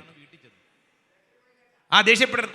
പരിശുദ്ധാത്മാവിനെ സ്വീകരിച്ച വ്യക്തി ഈ നാളുകളിൽ 50 നോമ്പിൽ എടുക്കേണ്ട ചില കാര്യങ്ങളാണ് പറഞ്ഞുകൊണ്ടിരിക്കുന്നത്. കുഞ്ഞു കാര്യങ്ങൾ, പക്ഷെ വളരെ ശ്രദ്ധിച്ചോണം. ഹല്ലേലൂയ. വീട്ടിലോട്ട് പോകുമ്പോൾ, ഇതിനു മുമ്പ് നമ്മൾ പഠിച്ചിട്ടുള്ള കാര്യം, വീട്ടിലോട്ട് പോകുമ്പോൾ നമ്മൾ എന്ത് ചെയ്യണമെന്നറിയോ? നമ്മൾ വീട്ടിലോട്ട് ചെല്ലുമ്പോൾ എല്ലാവരും നോക്കി നന്നായി ചിരിക്കണം. എന്ത് ചെയ്യണം? ചിരിക്കണം. പരിശുദ്ധാത്മാവ് നിറഞ്ഞൊരു വ്യക്തി എപ്പോഴും പ്ലസന്റ് ആയിരിക്കണം, ചിരിക്കണം. അടുത്തിരിക്കുന്ന ആളെ നോക്കി ചിരിച്ചേ. കൊള്ളാം. ഇതിനെയാണ് ഞങ്ങളുടെ നാട്ടിൽ ഇളി എന്ന് പറയുന്നത്. ഇങ്ങോട്ട് നോക്കൂ, ശ്രദ്ധിച്ചേ. ചിരിക്കണം. ചിരിക്കണമെങ്കിൽ നമ്മുടെ ഉള്ളിൽ എന്ത് വേണം? ആനന്ദം. പരിശുദ്ധാത്മാവിന്റെ ആനന്ദം. നമ്മുടെ വീട്ടിലെ പല കാര്യങ്ങളും കാണും. നമുക്ക് തോന്നും, ദൈവമേ ജീവിതം തീർന്നു. നിരാശ പെടരുത്, ദേഷ്യപ്പെടരുത്, അസ്വസ്ഥപ്പെടരുത്. പെടാനുള്ള സാധ്യതകളെല്ലാം വരുമ്പോഴൊക്കെ നമ്മൾ ആരോട് കൺസൾട്ട് ചെയ്യണം? ആരോട് ആലോചന ചോദിക്കണം? പരിശുദ്ധാത്മാവോട് ആലോചന ചോദിക്കണം. പരിശുദ്ധാത്മാവ്, ഇപ്പൊ ഞാൻ എന്നാ ചെയ്യേണ്ടത്? ഇപ്പൊ ഇവനെ ഒരെണ്ണം കൊടുക്കാൻ എനിക്ക് തോന്നുന്നുണ്ട്. പരിശുദ്ധാത്മാവ്, ഞാൻ എന്താ ചെയ്യേണ്ടത്? പരിശുദ്ധാത്മാവിനോട് ആലോചന ചോദിക്കും. പരിശുദ്ധാത്മാവ് പറയും, നീ ആദ്യം ശാന്തമാവൂ. നീ ആദ്യം ശാന്തമാവൂ. കൊടുക്കരുത്. നീ ആദ്യം ശാന്തമാവൂ. ശാന്തത ആരുടെ ക്വാളിറ്റിയാ? പരിശുദ്ധാത്മാവ് നൽകുന്നതാ. പരിശുദ്ധാത്മാവിന്റെ ഫലങ്ങൾ നിറയണം. ഏതൊക്കെയാ ഫലങ്ങൾ? പറഞ്ഞേ. Fruits of the holy spirit. പരിശുദ്ധാത്മാവിന്റെ ഫലങ്ങൾ പെട്ടെന്ന് പറഞ്ഞേ. സ്നേഹം. ഇങ്ങോട്ട് പറഞ്ഞേ. എന്താണ്? ഒന്ന് ഏതാണ്? സ്നേഹം. ഈ നോമ്പിന്റെ കാലഘട്ടങ്ങളിൽ നമ്മൾ എന്ത് അഭ്യസിക്കണം? സ്നേഹം. അടുത്തിരിക്കുന്ന ആൾ കൈ കൊടുത്തോണ്ട് പറ, സ്നേഹിക്കണം. പറഞ്ഞുകൊടു. സ്നേഹം. രണ്ടാമത്തെ എന്താണ്? ആനന്ദം. അടുത്തിരിക്കുന്ന ആളോട് പറ, ആനന്ദം വേണം. ആനന്ദം. സ്നേഹം, ആനന്ദം. പിന്നെ സ്നേഹം, ആനന്ദം. 3 സമാധാനം. ദയ. എന്ത് വേണം? ദയ. അടുത്തിരിക്കുന്ന ആളോട് പറ, ദയ വേണം. ഒട്ടുമില്ല. സ്നേഹം, ആനന്ദം, നന്മയുണ്ടോ? നന്മ ചെയ്യണം കേട്ടോ. എത്ര ദിവസം? 50 ദിവസം. അത് കഴിഞ്ഞിട്ട് എന്തെങ്കിലും ചെയ്തോ? 50 ദിവസത്തേക്ക് നന്മ ചെയ്യണം. ഹല്ലേലൂയാ, ഹല്ലേലൂയാ. സമാധാനം വേണ്ടേ? വേണ്ടേ? അപ്പൊ നമ്മൾ വീട്ടിലോട്ട് ചെല്ലുമ്പോൾ വീട്ടുകാർ നമ്മളെ കാണുമ്പോൾ എന്ത് വിശ്വസിക്കണം? ദേ വരുന്നു. ആര്? സമാധാനം വരുന്നു. അല്ലേ? നമ്മൾ വീട്ടിലോട്ട് ചെല്ലുമ്പോൾ വീട്ടിലുള്ളവർ എന്ത് പറയുന്നു? ദേ സമാധാനം വരുന്നു. ഇപ്പോഴെങ്ങനെയാ? വീട്ടിലോട്ട് ചെല്ലുമ്പോൾ വലിയ മഞ്ഞുണ്ട്, രാവിലെ തൊട്ട് സമാധാനം ഉണ്ടായിരുന്നതാണ്. ദേ വരുന്നുണ്ട്. ശല്യമല്ല സമാധാനം. അടുത്തിരിക്കുന്ന ആളോട് പറഞ്ഞു, നീ ശല്യമല്ല സമാധാനം. പറഞ്ഞു കൊടുത്തേ. ആ ശല്യമല്ല സമാധാനം. പിന്നെന്താ വേണ്ടത്? ക്ഷമ. ക്ഷമ. ആഗ്രഹമുണ്ട്, പറ്റണ്ടേ അല്ലേ? എന്ത് വേണം? ക്ഷമ. അതും കൂടെ പറഞ്ഞു കൊടുത്തേ. അടുത്തിരിക്കുന്ന ആ ചേട്ടന് മനസ്സിലായില്ല, പറഞ്ഞു കൊടുത്തേ. ഓരോരുത്തർ അടുത്തിരിക്കുന്ന ആളോട് ക്ഷമ വേണമെന്ന് പറയാം. ക്ഷമ, ക്ഷമ. പിന്നെ എന്ത് വേണം? വിശ്വസ്തത, വിശ്വസ്തത, വിശ്വസ്തത. കേട്ടോ, വിശ്വസ്തത വേണം. വിശ്വസ്തത, അതും കൂടെ പറഞ്ഞു കൊടുത്തു. വിശ്വസ്തത വേണം. വിശ്വസ്തത. പിന്നെന്ത് വേണം? സൗമ്യത. സൗമ്യത. സൗമ്യമായിട്ട് സംസാരിക്കണം. പിന്നെന്ത് വേണം? ആത്മസംയമനം. ഒട്ടുമില്ല. ഏത്? സെൽഫ് കൺട്രോൾ, ആത്മസംയമനം. മൊബൈൽ ഫോൺ നോയോ? നുണ പറയണ്ട, പുണ്യം പറയണ്ട. മൊബൈൽ തൊടാൻ പാടില്ല. എന്നിട്ട് അതും പിടിച്ചോണ്ടാണോ നടക്കണ രാവിലെ തൊട്ട്? ഇങ്ങോട്ട് നോക്കിക്കേ. മൊബൈൽ ഫോൺ ഉപയോഗിക്കാൻ ഒരു മര്യാദ വേണം. ഒരു മര്യാദ വേണം. അതിന് ഒരു സമയവും കാലവും കൊടുക്കണം. കണ്ടിട്ടില്ലേ ചില രാവിലെ കട്ടിലെന്ന് എഴുന്നേക്കുമ്പോൾ തന്നെ ഇങ്ങനെ തപ്പുക. എന്നതാ? കൊന്തയോ? മൊബൈല്, മൊബൈല്, മൊബൈല് അല്ലേ? എന്നിട്ട് ആ കട്ടിലിരുന്ന് തന്നെ കുറെ നേരം മൊബൈൽ നോക്കി അവിടെ ഇരുന്നോണ്ടാണ്. അങ്ങനെ തുടങ്ങരുത്. രാത്രിയിൽ ഒരു സമയം കഴിഞ്ഞാൽ മൊബൈൽ മാറ്റി വെക്കണം. ചിലർ കണ്ടിട്ടില്ലേ, പാട്ടും കേട്ടോണ്ടാണ് കിടക്കുന്നത്. കോമഡി ഷോ കണ്ടോണ്ട് കിടക്കുന്നു അല്ലേ? ഈ മൊബൈൽ കണ്ടോണ്ട് കിടക്കരുത്. ഒരു സമയം കഴിഞ്ഞാൽ മാറ്റി വെക്കണം. അതിനൊരു നിയന്ത്രണം വേണം കേട്ടോ. സെൽഫ് കൺട്രോൾ, ആത്മസംയമനം വേണം. സ്വർത്തി പറഞ്ഞ ഹല്ലേലൂയ, ഹല്ലേലൂയ. എല്ലാ കാര്യത്തിലും നമുക്ക് വേണം. ഇത് നമ്മുടെ വീട്ടിൽ മറ്റുള്ളവർക്കും കിട്ടണം. നമ്മൾ ഇങ്ങനെ പ്രവർത്തിച്ചാൽ നമ്മുടെ വീട്ടിലുള്ളവർക്ക് അത് അനുഗ്രഹമായിട്ട് മാറും. Price the Lord, hallelujah. കഴിഞ്ഞ ഡിസംബർ മാസത്തെ 25 നോമ്പിന് ഞാൻ കണ്ടൊരു അത്ഭുതം കൂടെ പറയാം. ഡിസംബർ 2-ാം തീയതി ഇവിടെ ഒരു അപ്പൻ വന്ന് പ്രാർത്ഥിച്ചു. അപ്പം വന്ന് പറഞ്ഞത് ഇങ്ങനെയായിരുന്നു: അച്ഛാ, എൻ്റെ മകന് വേണ്ടി പ്രാർത്ഥിക്കണം. കാരണം അവൻ ചീത്ത കൂട്ടുകെട്ടിലാണ്. അവൻ കുടിക്കുന്നുണ്ടോ എന്നൊരു സംശയം, അവൻ എന്തോ വലിക്കുന്നുണ്ടോ എന്നൊരു സംശയം. രാത്രി വരുമ്പോൾ ഒരു ചീഞ്ഞ മണമാണ്. അവനോട് മിണ്ടാൻ പറ്റത്തില്ല. അവൻ എതിർക്കും, ദേഷ്യപ്പെടും. ഞാൻ എന്തു ചെയ്യും? അപ്പൻ്റെ കരച്ചില്. അപ്പൻ പറഞ്ഞു, ഞാൻ അപ്പനാണ്, പക്ഷെ ഞാൻ പറഞ്ഞാൽ കേൾക്കുന്നില്ലല്ലോ. അപ്പനോട് ഞാൻ പറഞ്ഞു, അപ്പാ, മകന് വേണ്ടി അപ്പൻ എന്ത് ചെയ്യുന്നു? അപ്പോൾ പറഞ്ഞു, അവന് വേണ്ടിയിട്ടല്ലേ ഞാൻ ഈ വന്നത്. ഞാൻ പറഞ്ഞു, ശരി, അപ്പൻ എന്തു ത്യാഗപ്രവൃത്തി ഏറ്റെടുക്കുന്നു? അപ്പോൾ അപ്പൻ പറഞ്ഞു, അച്ഛൻ എന്നാ ഉദ്ദേശിക്കണേ? ഞാൻ പറഞ്ഞു, മകന് വേണ്ടി അപ്പൻ ചില ത്യാഗപ്രവൃത്തി ഏറ്റെടുക്കണം. ഫസ്റ്റ് സ്റ്റെപ്പ് എന്നാന്നറിയാവോ? അപ്പൻ ഇനിമേൽ കുടിക്കരുത്. അപ്പൊ പുള്ളി പറഞ്ഞു, നോമ്പല്ലേ, ഞാൻ കഴിക്കുന്നില്ലല്ലോ. എന്തല്ലേന്ന്? നോമ്പല്ലേ, ഞാൻ കഴിക്കുന്നില്ല എന്ന് പറഞ്ഞാൽ എന്ത് മനസ്സിലായി? നോമ്പല്ലെങ്കിൽ ഞാൻ കഴിക്കും. ഞാൻ പറഞ്ഞു, ചേട്ടാ, നോമ്പിന് വേണ്ടാന്ന് വെച്ചാ പോരാ, മറിച്ച് മകൻ ഇങ്ങനെയൊക്കെ ആയി തുടങ്ങിയത് കണ്ടില്ലേ, അതുകൊണ്ട് അത് വേണ്ടാന്ന് വെക്കും. അച്ഛൻ, ഞാൻ അങ്ങനത്തെ വലിയ കുടിയനൊന്നും അല്ല, വല്ലപ്പോഴും ഒരു രസത്തിന്, തമാശയ്ക്ക്. ഞാൻ പറഞ്ഞു, വീട്ടിൽ കുപ്പിയൊക്കെ നിരത്തി വെച്ചിരിക്കുന്നത് അത് വെറുതെ ഷോക്ക് വെച്ചിരിക്കുന്നത്, അതവിടെ ഇരുന്നോട്ടെ അച്ഛാ. ഞാൻ പറഞ്ഞത് പാടില്ലല്ലോ. അതങ്ങനെ ഷോക്ക് വെച്ചിട്ട് എന്ത് കാര്യം അല്ലേ? അത് പ്രലോഭനമല്ലേ? കുപ്പി വെറുതെ കാണാനല്ല, കുപ്പിക്കകത്ത് സാധനം ഉണ്ടേ, അത് വെറുതെ ഇരുന്നോട്ടെ. ഒരു പത്രാസിന്റെ ഭാഗമായിട്ട് ചില വീടുകളിലെ കണ്ടിട്ടില്ലേ, ഞങ്ങൾക്ക് ഇത്രയൊക്കെ കുപ്പികൾ ഉണ്ടെന്ന് കാണിക്കാൻ വേണ്ടി വെച്ചിരിക്കും. എന്ത് കാര്യത്തിന്? പിശാചിനെ അവിടെ വെച്ചോണ്ടിരുന്നിട്ട് വല്ല കാര്യമുണ്ടോ? ഞാൻ പറഞ്ഞു, ചേട്ടാ, മകന് വേണ്ടി അപ്പനായ അപ്പൻ ത്യാഗമെടുത്തൊരു തീരുമാനമെടുത്താൽ ഉത്തരം ഉണ്ടാവും. അപ്പൊ പുള്ളി എന്നോട് ചോദിച്ചു, അച്ഛൻ പറ, ഞാൻ എന്നാ ചെയ്യേണ്ടത്? ഞാൻ പറഞ്ഞു, ചേട്ടാ, ഒരു കാര്യം തീരുമാനിക്കാം. 25 നോമ്പിലേക്ക് എടുത്ത തീരുമാനം നമുക്ക് ജീവിതത്തിൽ ഈ സാധനം വേണ്ടാന്ന് തീരുമാനിക്കാം. പുള്ളി എന്നോട് പറഞ്ഞു, കൈ ഉടച്ച, ഇനി ഞാൻ കുടിക്കുകയല്ല. ഇനി ഞാൻ എൻ്റെ മകന് വേണ്ടി കുടി നിർത്തി എൻ്റെ മകൻ രക്ഷപ്പെടുവാച്ചാ. ഞാൻ പറഞ്ഞു, കർത്താവ് ഇടപെടും. അപ്പനൊരു തീരുമാനമെടുത്തു കഴിഞ്ഞാൽ മകനിൽ അത് വെളിപ്പെടും. അപ്പൻ ആ തീരുമാനം എടുക്കാൻ പറഞ്ഞു. അപ്പൻ തീരുമാനം എടുത്തു. ഈ ധ്യാന മന്ദിരത്തിന്റെ ആ സൈഡിൽ ഇരുന്നുകൊണ്ട് ആ മനുഷ്യന്റെ കൈക്ക് പിടിച്ചിട്ട് പറഞ്ഞു, അച്ഛാ, ഇനി ഞാൻ കുടിക്കുകയല്ല അച്ഛാ, വീട്ടിലുള്ള കുപ്പിയൊക്കെ ഞാൻ പൊട്ടിച്ചു കളഞ്ഞോളാം, എല്ലാം എന്നൊക്കെ പറഞ്ഞു പോയി. പിന്നീട് കുറെ നാളത്തേക്ക് കണ്ടിട്ടില്ല. ജനുവരി മാസം 2-ാമത്തെ നമ്മുടെ താമസിച്ചുള്ള ധ്യാനത്തിന് അപ്പനും ഭാര്യയും, അതായത് ഭാര്യയും ഭർത്താവും മകനും ഞാൻ ഇവനെ കണ്ടപ്പോൾ ഞെട്ടി. കാരണം ഇതെങ്ങനെ ഇങ്ങനെ വന്നിരിക്കുന്നു? ഞാനപ്പോൾ അവനെ വിളിച്ച് നമ്മുടെ മെയിൻ ഓഡിറ്റോറിയത്തിന്റെ ആ മാതാവിന്റെ ഗ്രോട്ടയുള്ള സ്ഥലത്ത് കൊണ്ടുപോയിട്ട് ചോദിച്ചു, എടാ, നിനക്കെങ്ങനെ ഇങ്ങോട്ട് വരാൻ തോന്നിയത്? അപ്പൊ അവൻ എന്നോട് പറഞ്ഞു, അച്ഛാ, കഴിഞ്ഞ ഡിസംബർ തുടങ്ങിയപ്പോൾ തൊട്ട് എൻ്റെ അപ്പനിൽ ശക്തമായൊരു മാറ്റം. എന്താണെന്നൊരു പിടുത്തം കിട്ടുന്നില്ല. അപ്പന് ഭയങ്കര മാറ്റം. അപ്പോഴാണ് ഞാൻ മനസ്സിലായത് എൻ്റെ അപ്പൻ എനിക്ക് വേണ്ടി കുറേ ത്യാഗപ്രവർത്തിയൊക്കെ ചെയ്ത് പ്രാർത്ഥിക്കാൻ തുടങ്ങി. അച്ഛാ, ഇതെന്നെ വല്ലാണ്ട് അങ്ങോട്ട് പിടിച്ചു. അച്ഛാ, ഞാൻ ഈ ധ്യാനത്തിന് വന്നത് എനിക്കൊരു മാറ്റം വേണം അച്ഛാ. ഞാൻ വളരെ അസ്വസ്ഥനായിരുന്നു. എൻ്റെ ജീവിതത്തിൽ ഞാൻ വിചാരിച്ച പോലെ പല കാര്യങ്ങളും നടന്നില്ല. അതുകൊണ്ട് ഞാൻ അസ്വസ്ഥനായിരുന്നു.